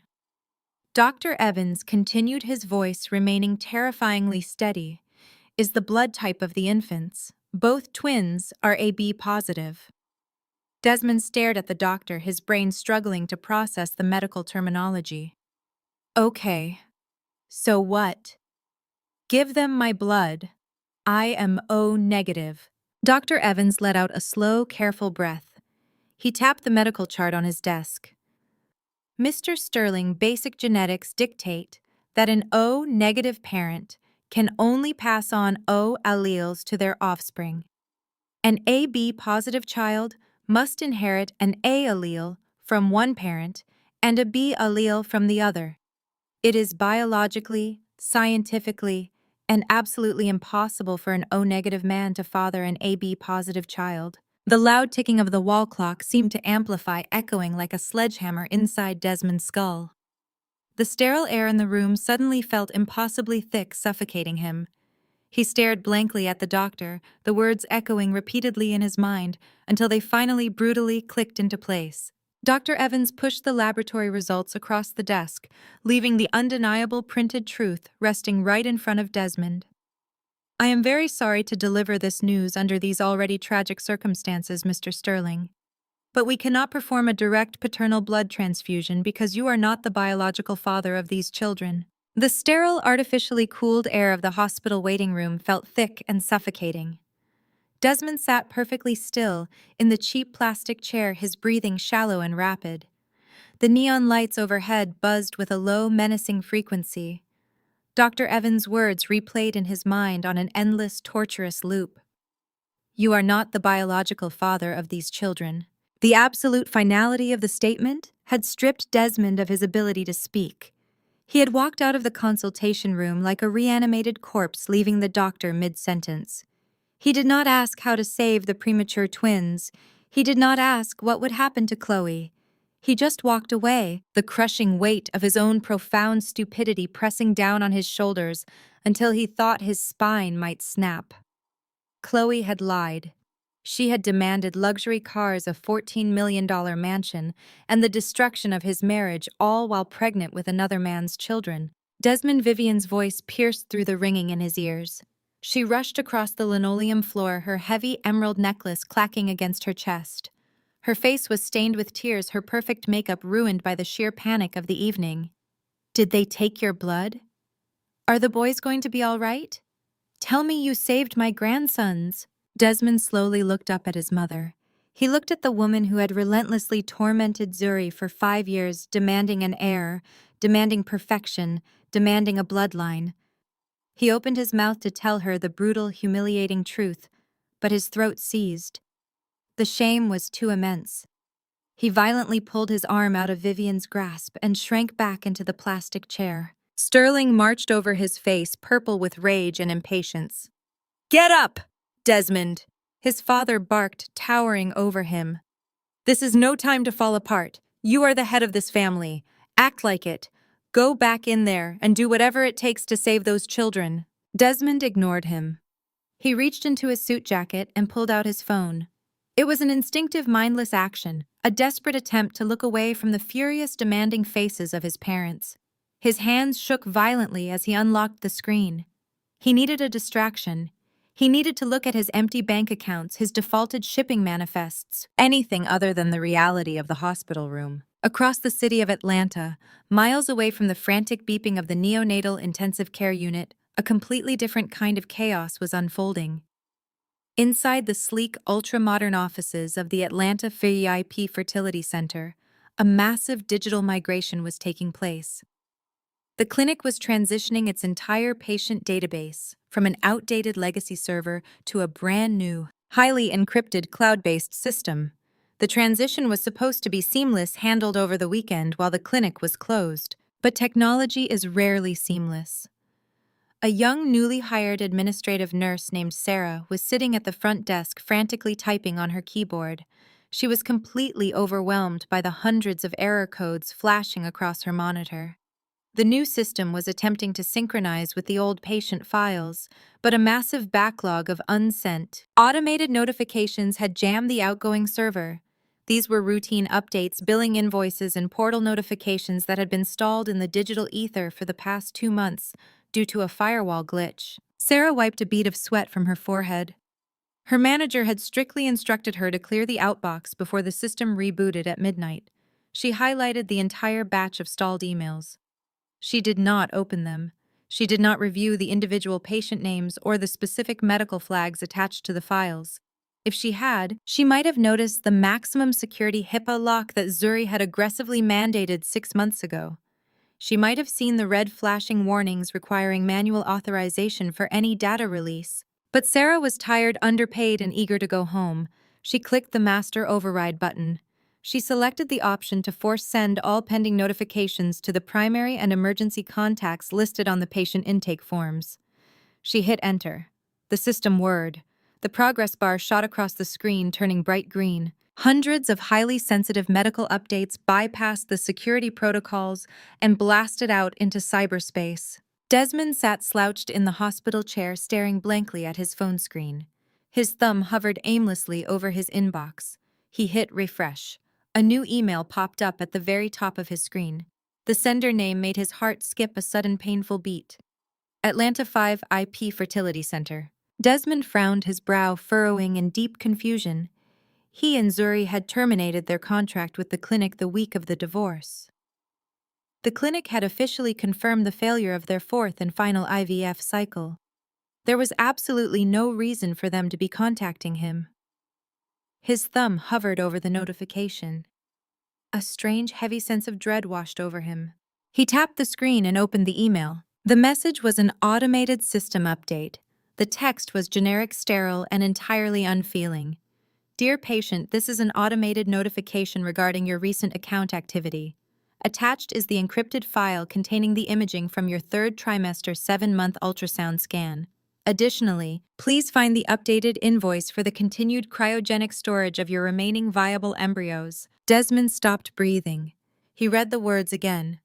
Third trimester, 7-month ultrasound, embryos. His hands shook so violently he almost dropped the phone. He scrolled down to the bottom of the email. The patient name was printed in bold black letters. Zuri Sterling. A cold, sharp ringing sound erupted in his ears. It drowned out the noise of the hospital waiting room. It drowned out Vivian's frantic questions and Sterling's angry demands. Desmond tapped the secure attachment at the bottom of the email. He bypassed the privacy warning his status as the original emergency contact, granting him immediate access. The image loaded slowly on his screen, revealing a black and white medical scan. Desmond stared at the image. It was a perfectly formed baby. He could see the curve of the spine, the delicate structure of the ribs, the perfect round shape of the skull. The baby was large, healthy, and undoubtedly real. Printed neatly in the top right corner of the ultrasound image was the date. It was dated exactly 2 months ago. And right below the date was the gestational age, 28 weeks. Desmond's mind snapped. The timeline hit him with the devastating force of a physical blow. 28 weeks ago, plus the 2 months since the scan was taken. Zuri was 9 months pregnant. She was fully term. She was currently carrying a child. She had been 3 months pregnant on the night of the dinner. She had known, or maybe she had not known right away, but the timeline was undeniable. The final round of IVF had not failed. It had worked. Zuri was carrying his baby. He stared at the tiny, grainy profile of the child on the screen. His actual child. His own flesh and blood. The legitimate Sterling heir his parents had demanded for half a decade. He had it. He had achieved the one thing he wanted more than anything in the world, and he had completely willingly thrown it away. The memories of the divorce settlement crashed down upon him, suffocating him with their sheer terrible weight. He remembered instructing his own lawyers to draft the most ironclad, ruthless severance package possible. He remembered the specific clause he had demanded be included. Clause 12B. The clause explicitly stating that Desmond Sterling permanently relinquished all parental rights, claims, or responsibilities to any future children, embryos, or offspring conceived during the marriage. He had forced her to sign it. He had paid her $60 million to take absolute, uncontested ownership of his own child. He had handed over his entire corporate liquidity, drained the family wealth, and legally severed himself from his own bloodline, just so he could marry a mistress who was carrying another man's children. A guttural, agonizing sound tore out of Desmond's throat. It was not a sob. It was the sound of a man being completely broken in half. The sheer magnitude of his own stupidity was unfathomable. He had traded an empire, a brilliant wife, and his true-born heir for a fake pregnancy, a massive pile of debt, and a pair of dying twins that did not even belong to him. Desmond, Vivian cried out, rushing toward him again. "What is it? What is wrong with you? Look at me." Desmond slowly lifted his head. His eyes were wide, bloodshot, and completely devoid of sanity. He looked at his mother, the woman who had relentlessly bullied Zuri for being barren. He looked at his father, the man who cared only about the Sterling legacy. He held his phone up, turning the bright screen toward them so they could see the black and white image of the ultrasound. "Look at it," Desmond whispered, his voice trembling and raw. "Look at what we did." Vivian squinted at the screen, her brow furrowing. "What is this? Is this Chloe's scan?" No. Desmond laughed, a harsh, hysterical sound that bordered on sheer madness. Chloe's twins are not mine. The doctor just ran the blood tests. I am not the father. Chloe played us. She played all of us. Sterling's face turned a violent shade of crimson. What are you talking about? Whose scan is this? Desmond dropped the phone onto his lap, his body collapsing inward as the full weight of his ruin finally crushed him. It is Zuri, he choked out, tears of absolute despair spilling down his cheeks. The clinic just sent the automated update. She is 9 months pregnant. The last round of IVF worked. Zuri is carrying my baby. And I signed away all my legal rights to the child, while handing her $60 million. We gave her everything. We gave her absolutely everything. Vivian let out a sharp, horrifying gasp. Her hands flew to her mouth, her eyes widening in sheer, unadulterated terror. Sterling stumbled backward, his knees hitting the plastic edge of a waiting room chair. The realization washed over the three of them, simultaneously stripping away their arrogance, their pride, and their completely shattered wealth. They were ruined. Zuri had won the war without ever having to fire a single shot, leaving them to drown in the toxic burning wreckage of the empire they had destroyed themselves. The toxic burning wreckage of the empire they had destroyed themselves smoldered around them in the suffocating silence of the hospital waiting room. Vivian stood frozen like a shattered porcelain doll, her hands still clamped over her mouth. Sterling stared blankly at the sterile linoleum floor, his chest heaving with shallow, erratic breaths.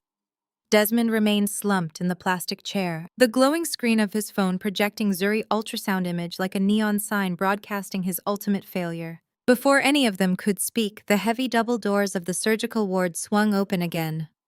Dr. Evans strode into the waiting area. His expression was no longer just cautious. It was set into a mask of grim, absolute clinical certainty.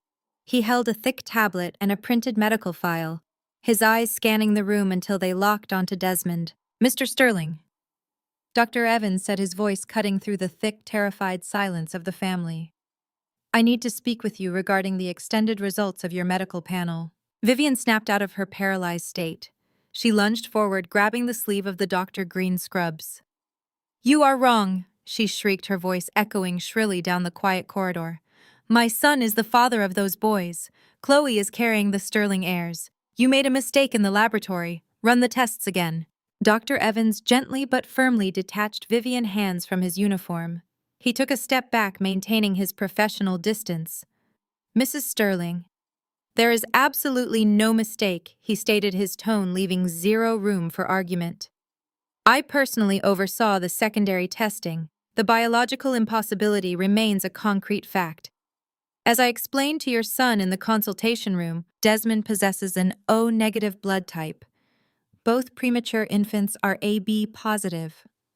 Basic Mendelian genetics strictly prohibit an O-negative parent from producing an AB positive child. The alleles simply do not exist in his genetic code." Sterling stepped forward, his face flushed with a mixture of rage and denial. "That is impossible. Chloe was heavily monitored by our private physicians. She assured us the children were his." "Science does not lie, Mr. Sterling," Dr. Evans replied coldly. However, the blood type mismatch prompted our team to dig deeper into Desmond's comprehensive medical history. When a direct transfusion is requested and denied due to such a glaring genetic discrepancy, hospital protocol mandates a thorough review of the patient medical records to ensure no underlying autoimmune or genetic anomalies are present. We pulled the files from your primary care network. Dr. Evans turned his attention entirely to Desmond, who was staring up at him with hollow, dead eyes.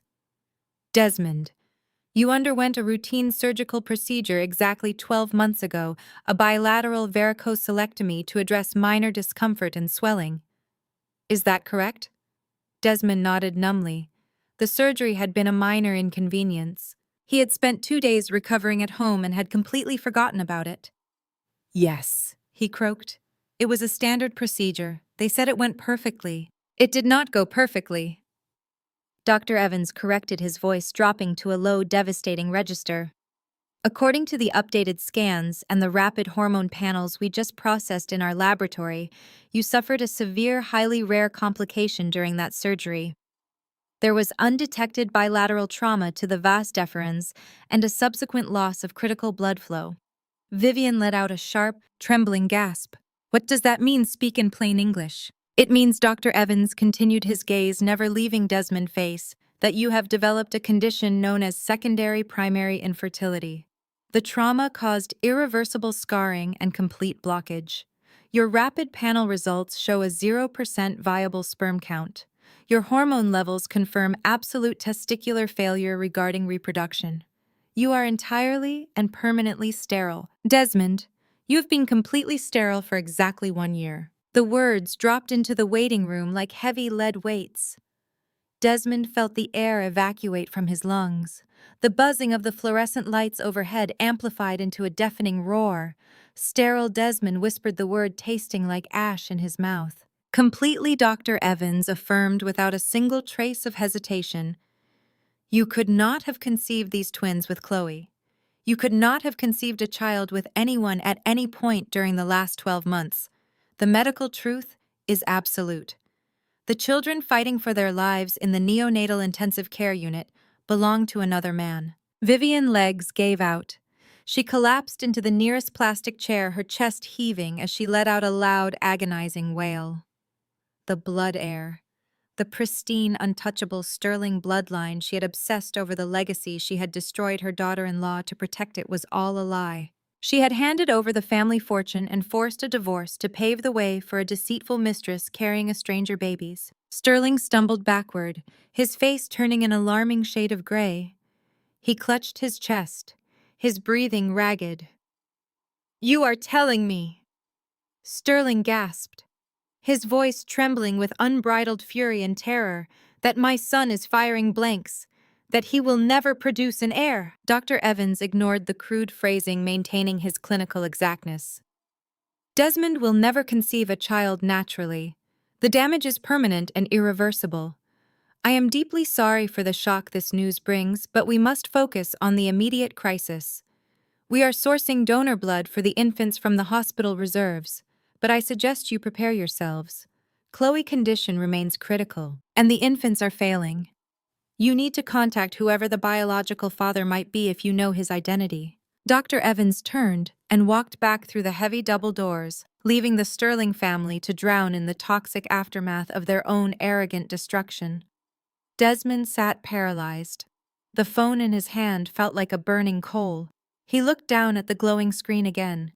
The black and white ultrasound image of Zuri baby stared back at him. The timeline struck him with a fresh, agonizing wave of realization. He had been sterile for exactly 1 year. The IVF process with Zuri had involved embryos that were fertilized and frozen 2 years ago. Before the surgery. Before the complication. Before he lost his ability to reproduce. The embryos stored at the Atlanta VIP Fertility Center were the only viable genetic material he possessed in the entire world. They were his only chance, his only legacy. And Zuri had successfully implanted one of them.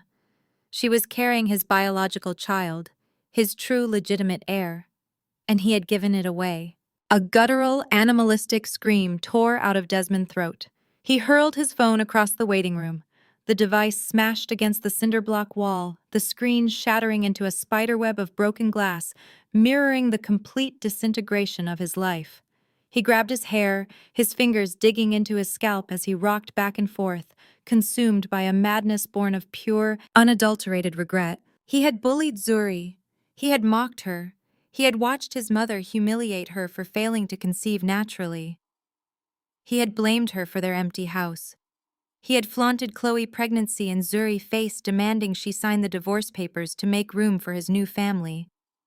He had paid her $60 million to walk away, demanding a legal clause that permanently stripped him of all parental rights to any embryos she took with her. He had literally paid his brilliant, loyal wife a fortune to walk away with his only biological child. Desmond Vivian sobbed, reaching out a trembling hand toward him. "We can fix this. We can hire lawyers. We can sue Chloe for fraud.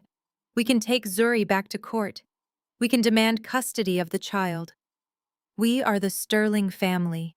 Desmond swatted her hand away with a violent, revulsed strike. "Do not touch me!" he roared, his voice cracking with absolute despair. "Do not you dare speak her name. There is no fixing this. There are no lawyers who can undo what I signed. I demanded that clause. I forced the lawyers to make it airtight. I legally forfeited all rights to that baby. Zuri holds all the cards.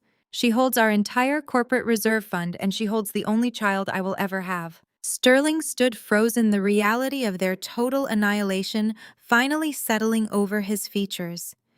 The shipping empire was bankrupt. The banks were foreclosing on their properties.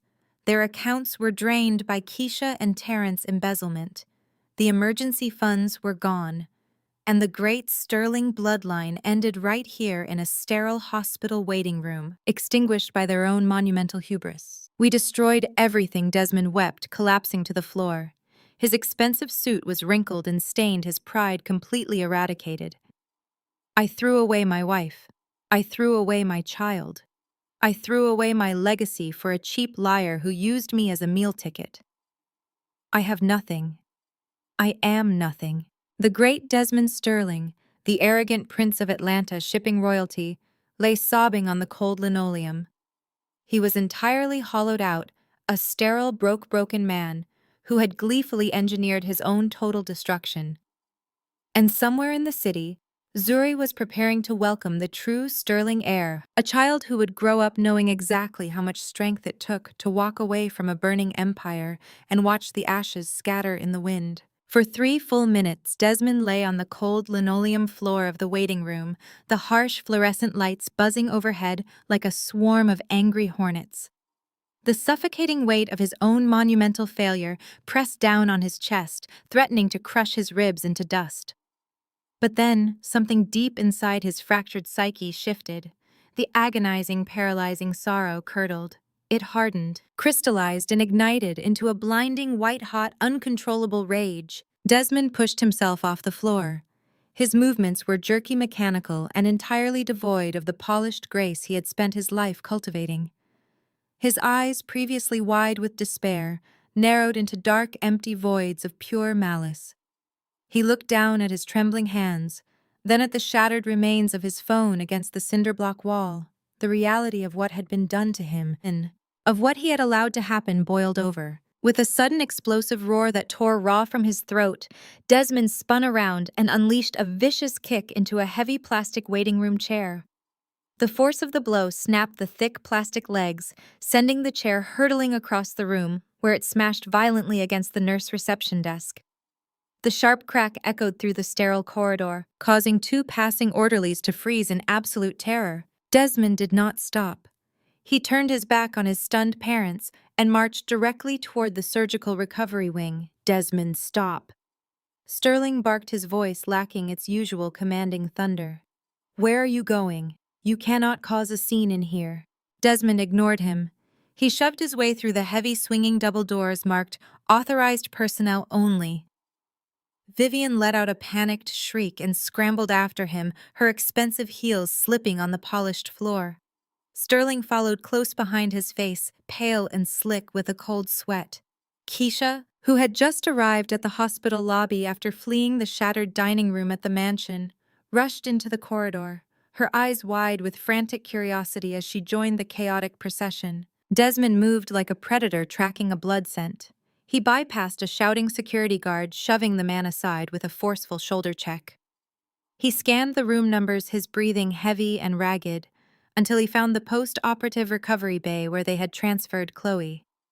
He slammed his hand against the door handle and violently shoved it open. The room was dim, smelling sharply of iodine, medical alcohol, and stale sweat. Chloe lay in the center of the hospital bed, her face pale and drawn. She was hooked to a symphony of beeping monitors, a clear oxygen tube resting beneath her nose. Her eyes fluttered open as the heavy wooden door smashed against the wall. "Stop." Desmond, Chloe whispered, her voice weak and laced with heavy narcotics. Her eyes instantly filled with practiced, victimized tears. "My babies. Desmond, where are my boys? The doctor said they are sick. You have to save them." Desmond said absolutely nothing. He stalked into the room, his eyes locked onto her pale, weeping face. He grabbed the heavy metal IV stand positioned next to her bed, the one feeding a cocktail of painkillers and fluids into her veins. With a vicious, unhinged yank, he dragged the heavy pole across the linoleum, the metal wheels screeching loudly, and shoved it roughly into the corner to clear his path. He stepped right up to the edge of the mattress, looming over her like an executioner. Chloe shrank back into the thin hospital pillows, her tearful facade cracking under the sheer murderous intensity radiating from his posture. Desmond. She choked out, her heart monitor suddenly spiking into a rapid, frantic rhythm. You are scaring me. What is wrong? Desmond reached into his ruined suit jacket and pulled out the crumpled medical files Dr. Evans had handed him. He slammed the papers down onto Chloe's chest right over her hospital gown. Who is the father? Desmond demanded, his voice a low, terrifyingly calm rumble that vibrated with suppressed violence. Chloe's eyes darted frantically around the room. She looked past Desmond to see Vivian Sterling and Keisha standing in the doorway, their faces twisted in various shades of horror and disgust. What are you talking about? Chloe cried, clutching the edges of her blanket. You are the father? You know you are the father. We planned this. We built this family. Do not lie to me, Desmond roared, his voice erupting with such sudden deafening volume that Chloe physically flinched. The lie is over. The game is over. The doctor just ran the blood tests. I am O negative. The twins you just delivered are AB positive. Do you understand basic biology, you pathetic lying parasite? It is scientifically impossible for me to be the father of those children. Chloe's face drained of whatever color the blood loss had left her. Her mouth opened, but no sound came out. She stared at the medical chart resting on her chest, her eyes wide with a trapped, suffocating panic. There must be a mistake, she stammered, shaking her head wildly. The hospital messed up the blood. They swapped the samples. You know hospitals make mistakes, Desmond. You have to believe me. You want to know the best part? Desmond interrupted, leaning down so his face was inches from hers. You want to know the ultimate punchline to this sick, twisted joke you played on my family? He pointed a shaking finger at his own chest. I am sterile. Chloe froze. The frantic shaking of her head stopped entirely. I suffered a surgical complication a year ago. Desmond continued, his voice dripping with venom and self-loathing. I have 0 viable sperm. My reproductive organs are entirely non-functional. I could not get you pregnant if I spent a decade trying. I have been shooting blanks since before you even started working as my intern. So I will ask you one last time, before I drag you out of this bed and throw you into the street. Who is the real father? The impenetrable illusion of the Golden Sterling family shattered completely in that sterile recovery room. Vivian pushed her way past Desmond, her face contorted into a mask of pure, vicious hatred. She grabbed the edge of Chloe's hospital bed, her emerald rings clinking sharply against the metal rails. You filthy, disgusting tramp! Vivian shrieked, her voice cracking with absolute hysteria. You sat in my house, you ate at my table. You demanded $14 million mansions and bespoke luxury cars while carrying a bastard child. You ruined my son's marriage. You destroyed the Sterling bloodline. Keisha let out a loud, bitter, mocking laugh from the doorway. She crossed her arms, her eyes shining with petty, vindictive triumph. I told you, Keisha sneered, pointing at her mother. I told you she was a gold-digging rat. You welcomed her with open arms because you hated Zuri so much. You brought this disease into our house, Mom. You let her steal our fortune. Sterling stepped forward, his face a terrifying portrait of cold, calculating fury. He looked at Chloe as if she were a dead insect scraped off the bottom of his shoe. You will not see a single dime of our money. Sterling stated, his voice devoid of any human empathy. I will unleash a legal team so vicious you will be paying off the debt for the rest of your miserable, pathetic life. You are dead to this family. Chloe looked at the 4 faces surrounding her bed. She was surrounded by the furious, ruined remnants of the elite dynasty she had tried to con. The drugs pumping through her IV line clouded her judgment, stripping away her ability to manipulate the situation. The physical pain from the emergency cesarean section throbbed violently in her abdomen, but it was nothing compared to the sheer, suffocating terror of her reality crashing down around her. "You have millions." Chloe sobbed, tears of genuine panic streaming down her face. She reached out trying to grab Desmond's hand, but he violently recoiled. "Desmond, please. I did this for us. I did this so you could have the heir your parents demanded. You needed a baby to secure your position. I gave you what you wanted." Desmond let out a harsh, barking laugh that held no humor. "You gave me what I wanted. You gave me another man, bastards. And you want to talk about millions.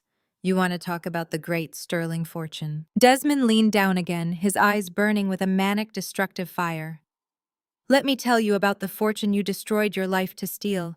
There is no money, Chloe. Vanguard Logistics completely decimated our shipping routes. Our Asian supply chain is gone. Europe is gone. The cargo ships are stranded in international ports because we cannot even afford the docking fees to bring them home." Chloe's breath hitched. Her heart monitor beeped rapidly, a shrill, frantic sound that mirrored her escalating panic. "What do you mean there is no money?" she gasped, her eyes darting between Desmond and Sterling. "You are billionaires. You are the Sterling Empire. You promised me a $14 million estate in Tuxedo Park. You promised me a Rolls-Royce." "The estate is a fantasy," Desmond shouted, slamming his fist against the mattress. "The cars are a fantasy. The Emergency Corporate Reserve Fund. My mother handed $60 million of it to my ex-wife just to get her to sign the divorce papers. And the rest," he pointed a shaking finger at Keisha, "my sister and her degenerate husband embezzled the remaining capital to pay off illegal gambling debts. We are entirely bankrupt. We are facing federal foreclosure on the mansion. You did not secure a meal ticket, Chloe. You hitched your wagon to a sinking ship, and now you are going to drown with the rest of us." The final devastating truth hit Chloe with the force of a runaway freight train. There was no trust fund for the twins. There was no luxury lifestyle waiting for her. She had endured a traumatic, life-threatening pregnancy. She had suffered a placental abruption. Her body was sliced open. Her premature infants were currently fighting for their lives on ventilation machines down the hall. She had sacrificed her body, her morals, and her future, all to con a family that was completely destitute. A loud, agonizing wail tore out of Chloe's throat. It was the sound of a woman whose entire fraudulent existence had just collapsed into dust. She buried her face in her hands, her shoulders shaking violently as the reality of her poverty and isolation crushed her. "Who is the father?" Desmond demanded, again his voice dropping to a terrifying absolute whisper. "I will not ask again." Chloe lowered her hands. Her face was streaked with black mascara and tears. She looked up at Desmond, her eyes entirely hollowed out by defeat. "It was Marcus," she choked out, her voice a pathetic, broken whimper. "Who the hell is Marcus?" Vivian shrieked. "He is a personal trainer at my old gym." Chloe sobbed, her words tumbling out in a rush of desperate, miserable confession. "We hooked up a few times before I started working at Sterling Shipping. When I realized I was pregnant, I panicked. I knew Marcus could not afford to take care of me. He lives in a studio apartment and drives a beat-up Honda. When you started showing interest in me, Desmond, I saw a way out.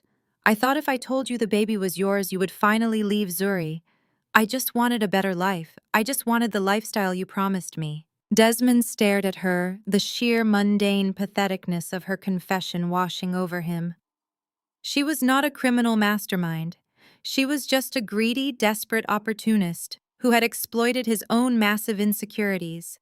She had seen a weak, arrogant man, desperate to prove his manhood to his parents, and she had played him flawlessly. "You disgust me," Desmond whispered, stepping away from the bed. The rage evaporated, leaving behind nothing but a vast empty void. "Desmond, please," Chloe begged, reaching out toward him. "The doctor said the twins need blood. They are dying. You have to help me pay the medical bills. I have no insurance. I cannot afford the NICU costs. They will ruin me." "They are not my problem," Desmond said, his voice completely dead. He turned his back on her, staring at the closed hospital door. "Call the personal trainer. Let him deal with the medical debt. Let him bury his own children." Desmond did not wait for her response. He walked out of the recovery room, pushing past his weeping mother and his horrified father. He walked down the sterile hospital corridor, leaving the screaming, crying wreckage of the golden Sterling family behind him. He had nothing left to say. There was nothing left to save. The empire was gone, and Desmond Sterling was finally completely alone in the dark. Desmond barely made it 10 paces down the sterile hospital corridor before the shouting behind him escalated from furious arguments into something entirely unhinged. He stopped, his expensive Italian leather shoes squeaking against the polished linoleum. He did not want to look back. He wanted to keep walking until he reached the parking garage, start his car, and drive until the gas tank ran dry. But the sheer piercing volume of his mother's voice dragged him back toward the open doorway of the recovery room. Vivian had completely lost her mind. The pristine, highly controlled matriarch of the Sterling Empire was gone, replaced by a vicious, cornered animal. She leaned over the metal railing of the hospital bed, her face inches from Chloe, pale sweat-slicked forehead. "You think a personal trainer is going to save you?" Vivian spat, her voice dripping with pure, concentrated venom. "You think you can just admit you are a common tramp, and we will let you walk away? I will have you thrown on the streets tonight, Chloe. I will instruct the hospital administration to wheel your bed directly to the curb.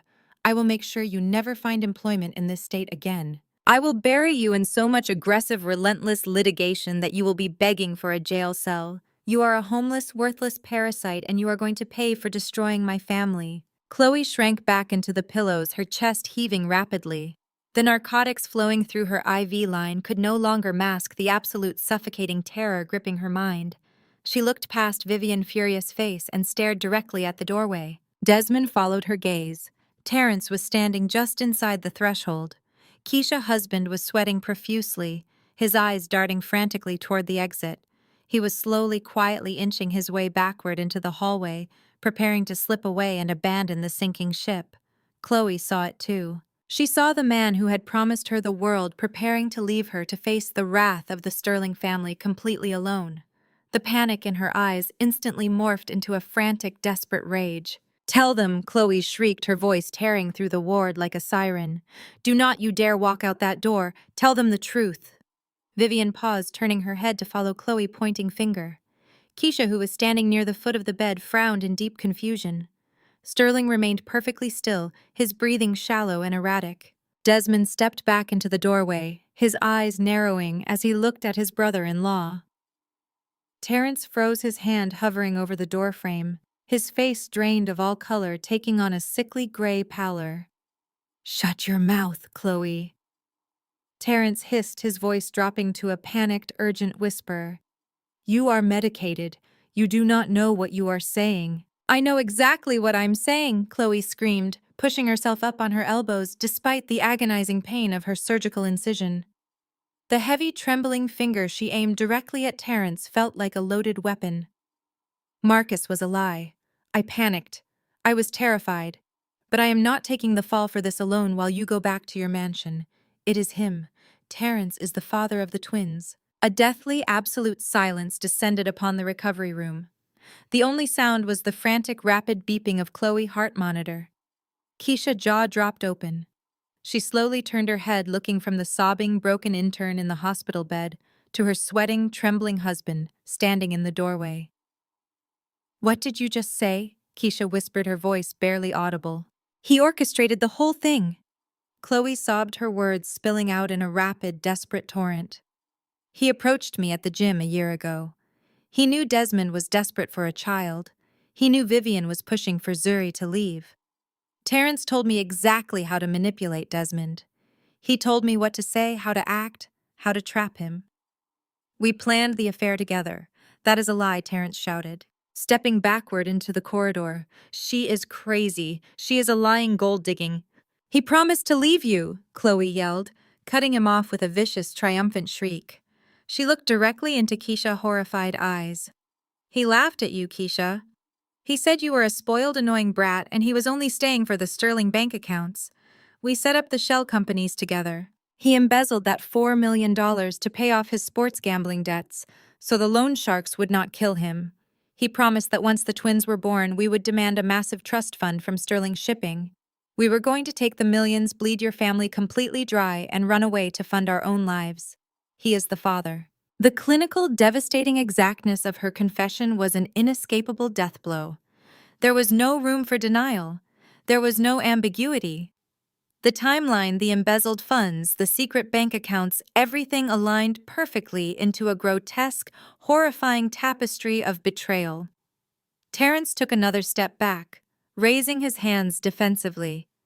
Keisha, baby, listen to me. She is trying to ruin us. Keisha did not speak. Her brain processed the ultimate betrayal in real time. Her husband had stolen her family money. Her husband had impregnated her brother mistress. Her husband had engineered the complete destruction of the Sterling Empire just to fund his gambling addiction and run away with an intern.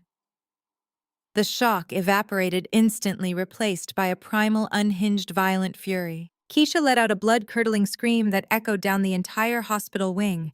She did not go for Terrence first. She threw herself entirely across the room, launching her body directly onto Chloe's hospital bed. "You slept with my husband," Keisha roared, her fingers curling into claws as she ripped at the thin hospital blankets. She lunged for Chloe, throat-slapping and scratching with wild, uncontrolled malice. Chloe shrieked in agony, throwing her arms over her face to protect herself. The IV line ripped out of her veins, spraying drops of blood across the pristine white sheets. The medical monitors instantly blared, emitting a high-pitched, deafening alarm that signaled a catastrophic disruption. "Get off her!" Terrence yelled, lunging forward to grab his wife. He wrapped his arms around Keisha's waist, trying to haul her backward away from the bed. The moment Terrence's hands touched her, Keisha redirected her absolute murderous rage. She spun around, her eyes wide and manic, and drove her manicured nails directly down the side of Terrence's face. Deep, bloody scratches appeared instantly across his cheek. "You stole my father money to fund your bastard children," Keisha shrieked, punching him squarely in the jaw. "You ruined my life. I will kill you. I will kill you right here." The recovery room transformed into an absolute slaughterhouse. Terrence stumbled backward, blood dripping from his cheek onto his expensive designer shirt. He tried to grab Keisha's wrist to stop the relentless barrage of punches and scratches, but she fought with the strength of a woman completely unhinged by betrayal.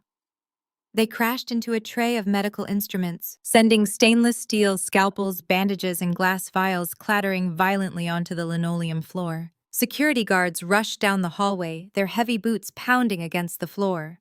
3 large uniformed men burst into the room. They shouted for order, but their voices were completely drowned out by the chaos. 2 guards grabbed Terrence, tackling him roughly against the cinderblock wall to subdue him. The 3rd guard wrapped his arms around Keisha, physically lifting her off the ground as she continued to kick and scream vicious obscenities at her bleeding husband. Vivian stood pressed against the far wall, watching her daughter and son-in-law physically destroy the hospital room. The pristine, elite dignity of the Sterling family was dead. They were not untouchable royalty. They were just violent, bankrupt, broken people engaging in a bloody brawl in front of medical staff and security. Her brain simply could not compute the total destruction of her carefully curated image. Vivian began to hyperventilate. Her chest heaved rapidly, her hands clutching her pearl necklace. Her eyes rolled back into her head, and she crumpled gracefully to the floor in a dead faint, completely unresponsive. Sterling gasped loudly. His face turned a terrifying ashen shade of gray. He clutched his chest, his fingers digging into the fabric of his tailored suit. The stress, the bankruptcy, and the shocking revelation of his son-in-law, ultimate betrayal, overwhelmed his aging heart. He staggered sideways, falling heavily against the metal doorframe. He slid down the wall, clutching his left arm. Struggling desperately to draw air into his lungs, he was having a massive cardiac event. Medical staff rushed into the room, pushing past the struggling security guards. Doctors yelled for crash carts and stretchers, their voices adding to the deafening cacophony of the ward. They dropped to the floor beside Sterling, tearing open his shirt to attach defibrillator pads. Nurses scrambled to check on the bleeding, hysterical intern in the bed.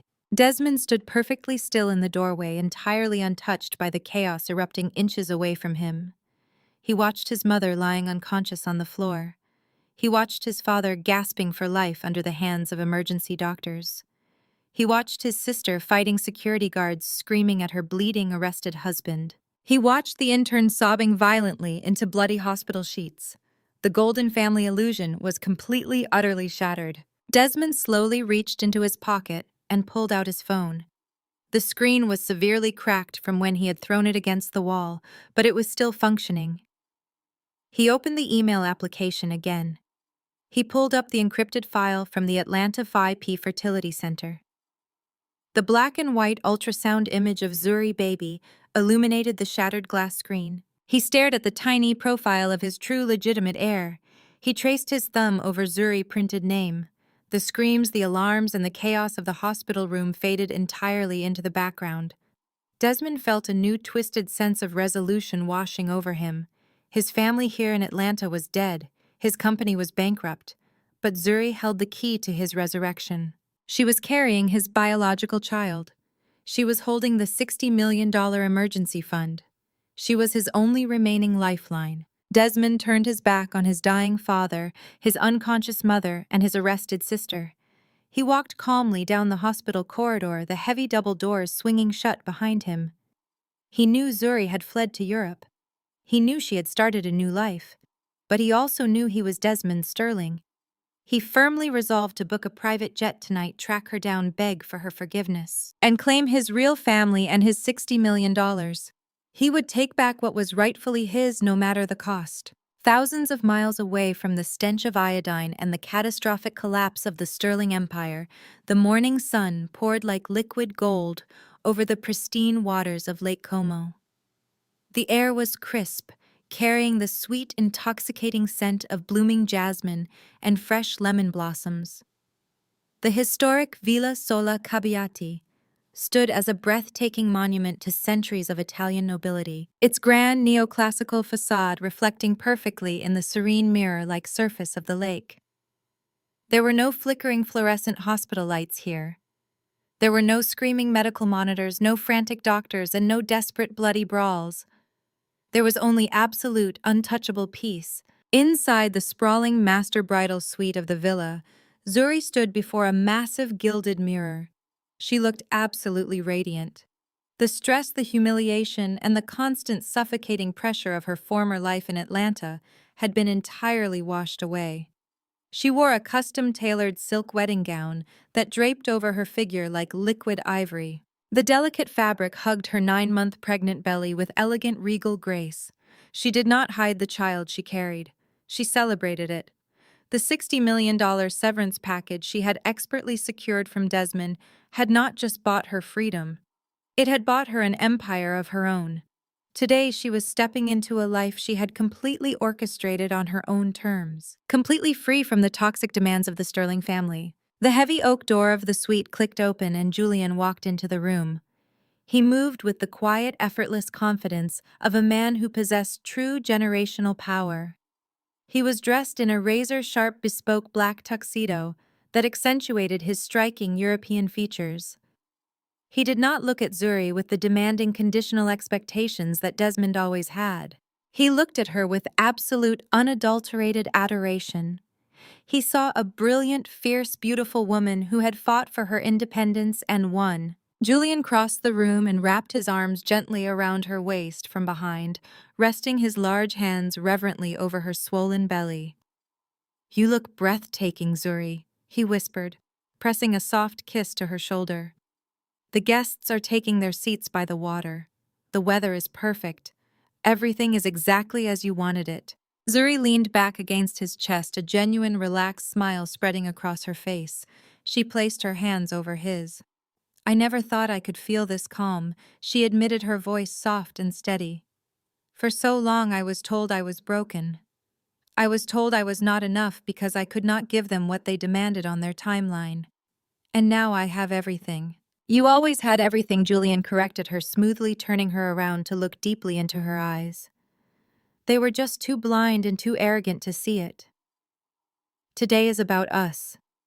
It is about this new life, our new family, and the empire we are going to build together. No one from your past can ever touch you again." Down below, on the impeccably manicured terraced lawns, stretching toward the edge of the lake, the wedding guests were assembling. This was not the flashy, newly rich, desperately loud crowd that the Sterlings courted in Atlanta. This was a gathering of true global elite. European aristocrats, tech billionaires, international shipping magnates, and top-tier business moguls mingled in hushed, polite tones. Women wore understated, priceless couture. Men stood in perfectly tailored suits sipping vintage champagne from crystal flutes. A classical string quartet positioned beneath a canopy of white roses played a soft, sweeping rendition of Vivaldi. White silk ribbons fluttered gently in the breeze off the water. The atmosphere was one of supreme affluence and perfect control. Every single detail, from the imported white orchids lining the aisle to the silver-embossed programs resting on the mahogany chairs, spoke of a serene, untouchable wealth. It was a world that Desmond Sterling had always pretended to belong to but could never actually comprehend. The music swelled, shifting into a triumphant, elegant march. The guests slowly took their seats, their conversations tapering off into an expectant, joyful silence. Julian took his place at the altar, standing tall and proud, beneath a spectacular archway of cascading white blooms. The massive wrought iron gates of the villa were secured by private Italian concierges, ensuring that the tranquility of the private estate remained completely undisturbed. Zuri emerged from the grand double doors of the villa. A collective hushed gasp of admiration rippled through the seated crowd. She walked down the stone steps with the poise of a queen, the long silk train of her gown gliding smoothly behind her. The sunlight caught the subtle diamond accents woven into the fabric of her dress, making her literally glow. She locked eyes with Julian, her heart swelling with a profound sense of victory. She had survived the darkest, most humiliating chapters of her life, and she had emerged entirely victorious. But the universe has a strange way of balancing absolute serenity with absolute chaos. Just as Zuri took her first step onto the white rose-petal aisle, a harsh, violent commotion erupted at the outer perimeter of the estate. The heavy wrought iron gates rattled violently, the sharp metallic clanging echoing across the manicured lawns and shattering the beautiful music of the string quartet. "Let me through, I am her husband. Do not put your hands on me." The shouting was loud, frantic, and delivered in a harsh, desperate Atlanta accent that cut through the refined Italian air like a chainsaw. The sophisticated guests turned in their seats, their brows furrowing in shock and distaste. Julian frowned, taking a protective step forward. Zuri froze, the blood suddenly draining from her face as she recognized the voice. Bursting through the line of polished, uniformed Italian security guards were three figures who looked like they had just crawled out of a war zone. Desmond, Vivian, and Sterling forced their way onto the pristine estate. The contrast between the serene, elegant wedding party and the Sterling family was so jarring it was almost grotesque. They looked completely unhinged. They had clearly flown straight from the hospital in Atlanta without stopping to sleep, change, or even wash their faces. Desmond looked like a deranged madman. His expensive suit was crumpled, stained with hospital fluids, and reeked of stale sweat and desperation. His tie was ripped off his shirt, unbuttoned halfway down his chest, and his eyes were wild, bloodshot, and frantic. In his right hand, he clutched a crumpled, sweat-stained piece of paper. It was the ultrasound picture of Zuri baby, held aloft like a manic lifeline. Right behind him, Vivian stumbled onto the grass. The former queen of Atlanta high society looked like an absolute nightmare. Her flawless hair was matted and sticking out in wild angles. Her emerald necklace hung crookedly over a blouse that was smeared with dirt and wrinkles. She had lost one of her designer heels in the scuffle at the gate and was limping across the lawn barefoot, her face twisted into a mask of pure exhausted panic. Sterling brought up the rear, looking like a walking corpse. Having discharged himself from the cardiac unit against all medical advice out of sheer, terrifying greed, his skin was the color of wet cement. He leaned heavily on a cane, clutching his chest with his free hand, gasping for breath as he dragged his failing body onto the elite European estate. They did not look like billionaires. They looked like trashy, desperate scavengers crashing a royal court. "Zuri!" Desmond screamed, his voice cracking as he shoved past a horrified French baroness. He stumbled down the center aisle, his dress shoes trampling the carefully laid white rose petals. Zuri, stop. You cannot do this. You are still my wife. The string quartet abruptly stopped playing. A shocked, horrified murmur swept through the crowd of aristocrats and moguls. Security guards were sprinting across the lawn, reaching for their radios to call for backup, completely appalled by the savage intrusion. Julian stepped instantly in front of Zuri, shielding her pregnant body with his own. He raised a hand, signaling the security team to hold for a fraction of a second, his dark eyes locking onto Desmond with a look of absolute icy contempt. Desmond ignored Julian completely. He stopped 10 feet away, panting heavily, waving the crumpled ultrasound picture in the air. "That is my baby." Desmond roared, tears of desperation mixing with the sweat on his face. He pointed a shaking finger at Zuri's swollen stomach. "You are carrying my heir." "The clinic sent me the files. You used the embryos. I know the truth now, Zuri," Chloe lied. "The twins are not mine. The money is gone. Terrence stole everything. We have nothing left.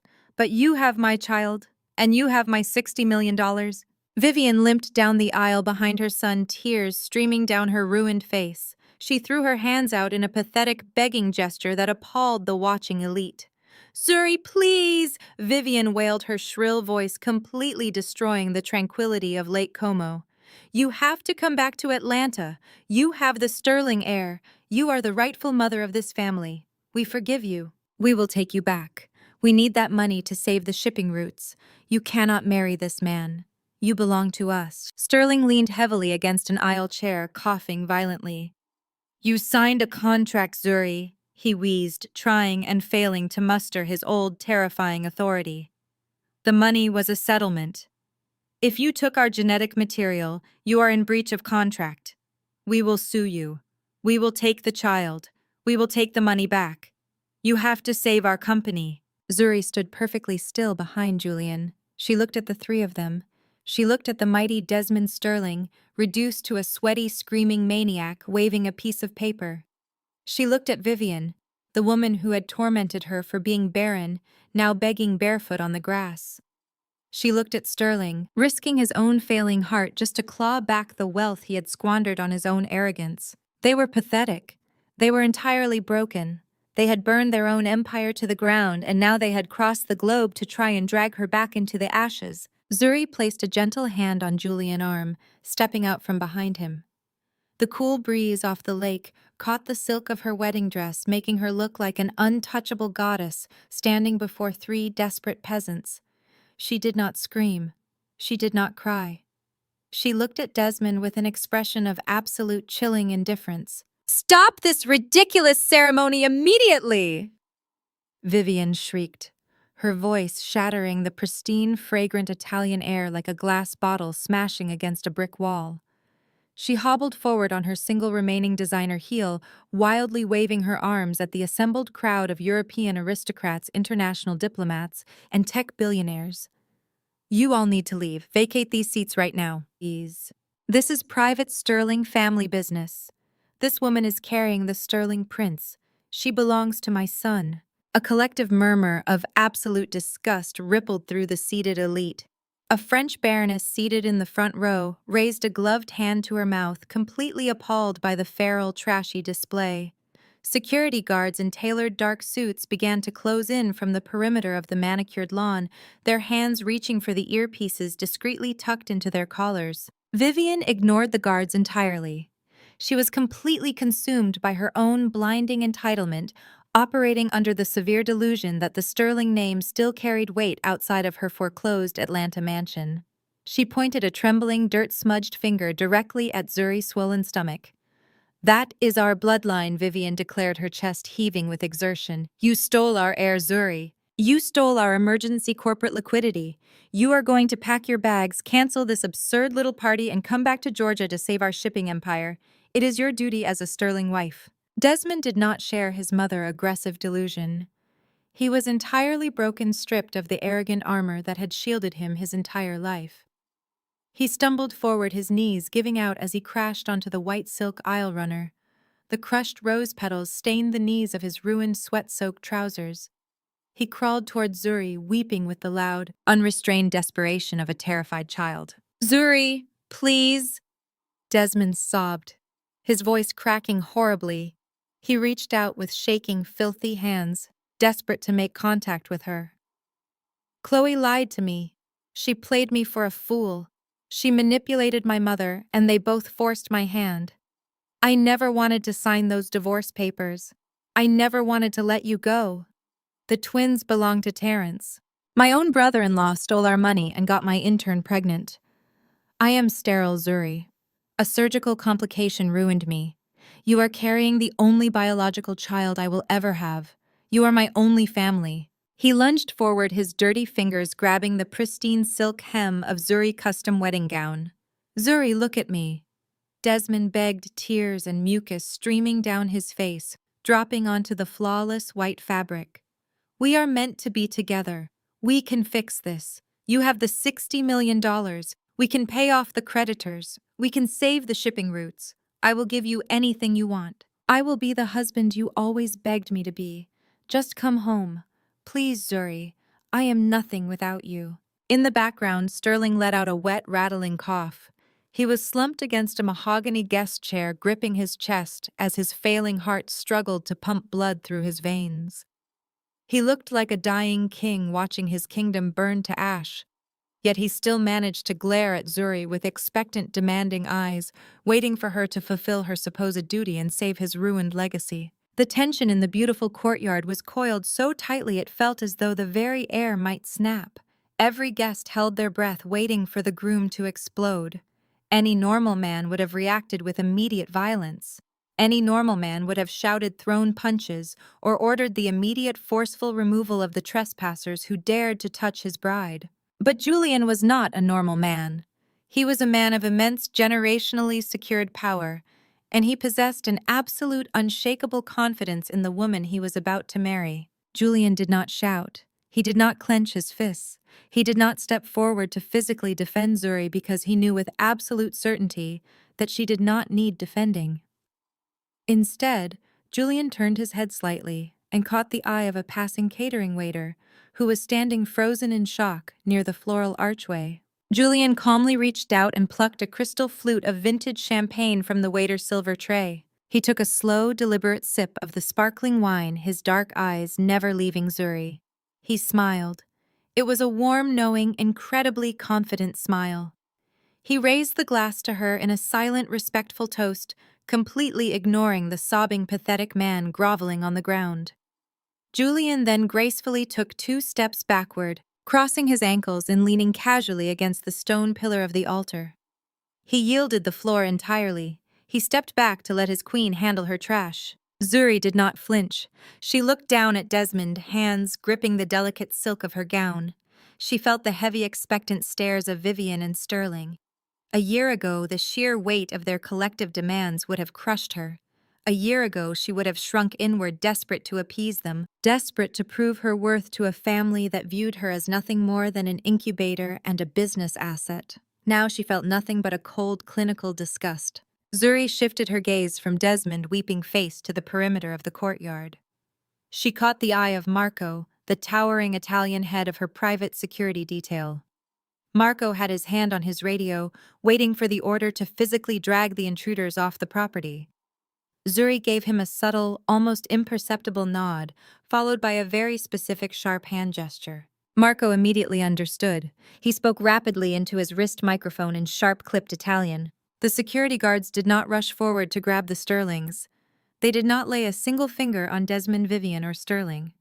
Instead, the heavily armed team pivoted simultaneously. They marched directly toward the massive, intricately carved wooden doors at the main entrance of the villa courtyard.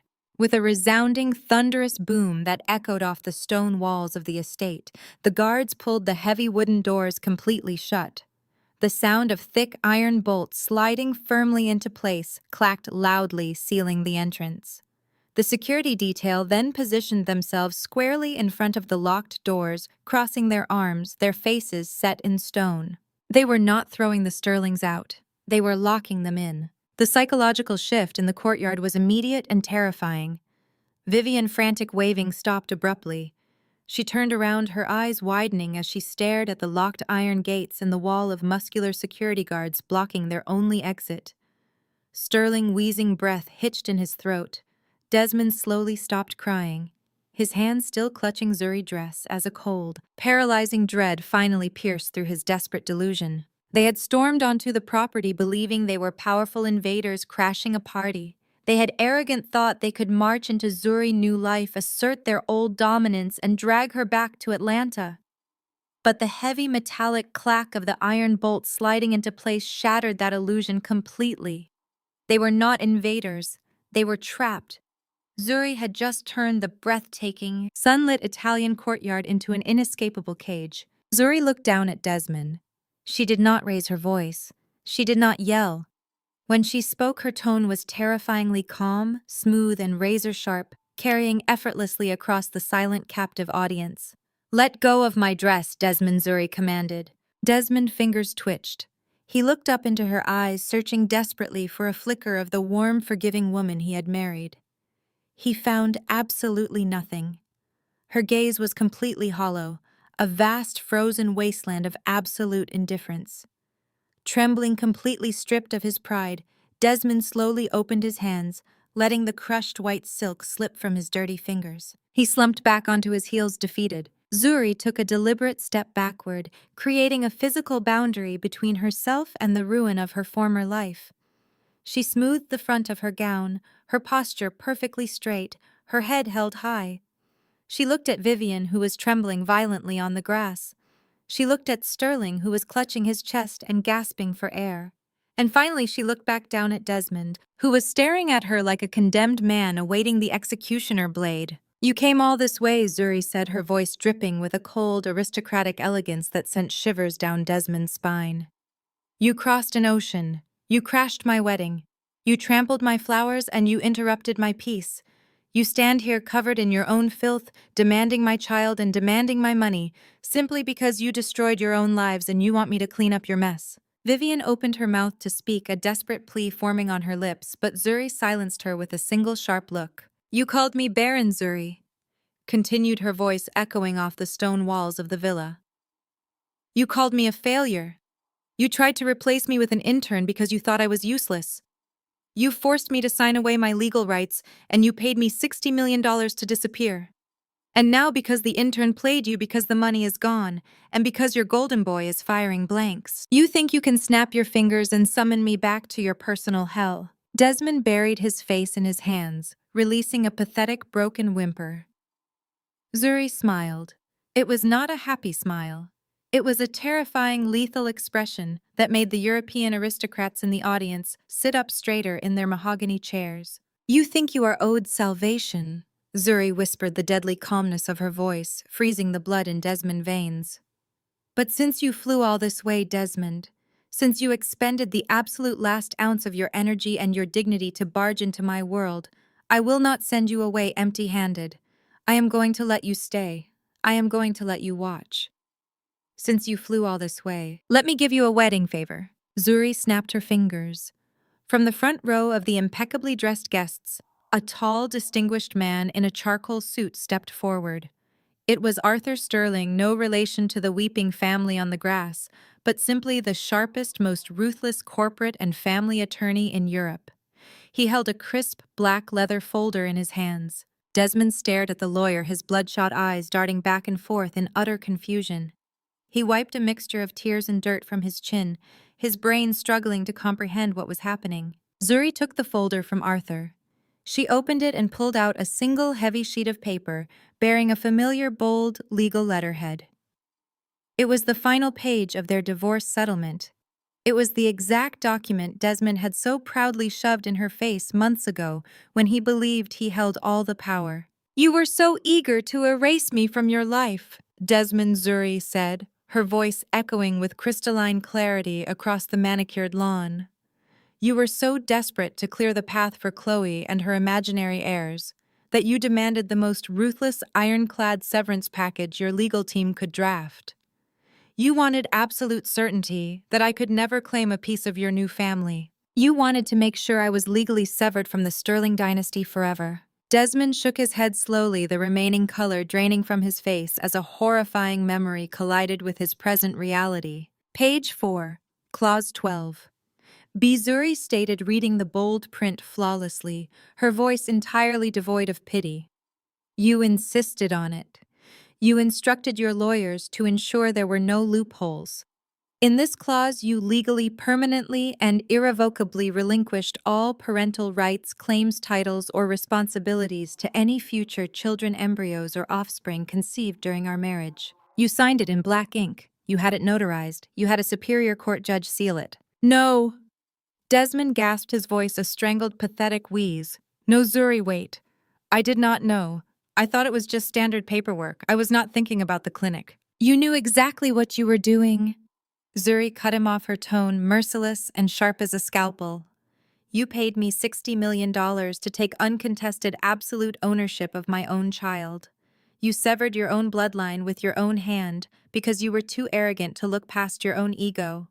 Legally, you are nothing to this baby. You have zero rights. You have zero claim. You cannot even petition for visitation. You are just a nameless sperm donor who signed away his existence for a clean break. Desmond slumped forward, his hands pressing flat into the grass as if trying to hold the earth together beneath him. The legal guillotine had severed his final hope. A sickening, high-pitched wail escaped Vivian's throat, but Zuri was not finished. The execution was only half over. She handed the divorce decree back to her lawyer and pulled out a second, much thicker stack of documents from the leather folder. These pages were stamped with the official crest of Julian International private equity firm. You thought I took your money and ran away to hide? Zuri said, her eyes sweeping over the three broken figures groveling before her. You thought I took that $60 million and spent it on couture dresses and Italian villas to live a quiet life in exile. You severely underestimated me. You always did. Sterling lifted his heavy head from the wooden chair, his face contorted in a grimace of physical pain and sudden dawning terror. I did not spend a single dime of your settlement on myself, Zuri declared, her voice ringing out like a judge delivering a fatal verdict. I used it as capital. Julian firm specializes in acquiring distressed assets and hostile takeovers. While you were busy buying luxury cars for a con artist and letting your degenerate brother-in-law embezzle your company into the ground, Julian and I were watching. We tracked every defaulted shipping manifest. We monitored every missed payment to your European suppliers. We watched your stock plummet. And we used my $60 million to systematically buy up Sterling Corporation defaulted debt across the global market for pennies on the dollar. Sterling let out a horrifying, choked gasp. He clutched his chest tightly, his eyes bulging as the sheer catastrophic scale of his ruin became clear. He was a businessman and he understood exactly what she was saying. I own the debt on your cargo ships. Zuri listed her words, striking them like physical blows. I own the debt on your corporate headquarters in downtown Atlanta. I own the mortgage on your $14 million mansion in Tuxedo Park. I even own the titles to the luxury cars you drive. You are completely, officially bankrupt. You have absolutely nothing left to your name. You do not even own the clothes on your backs. Zuri took one step forward, looking down at Desmond with a terrifying, absolute authority. I am your primary lien holder. I own your legacy. I own your company. I own your home. And I am foreclosing on all of it tomorrow morning. Desmond let out a sound that was no longer human. It was a visceral, animalistic howl of total annihilation. He dropped fully to his knees, his face burying into the Italian dirt, weeping with such violent, unrestrained agony that his entire body shook. He had lost his wife. He had legally signed away his only child. He had handed over his entire empire to the woman he had abused. He was entirely, utterly destroyed. Vivian shrieked, a high, piercing sound of absolute madness. She lunged forward, trying to grab Zuri, her hands clawing desperately at the air. You cannot do this to us. We are the Sterlings. We are Atlanta royalty. You owe us. Zuri did not even blink. She simply raised two fingers in the air. Marco and the heavily armed Italian security detail descended instantly. They operated with silent, brutal efficiency.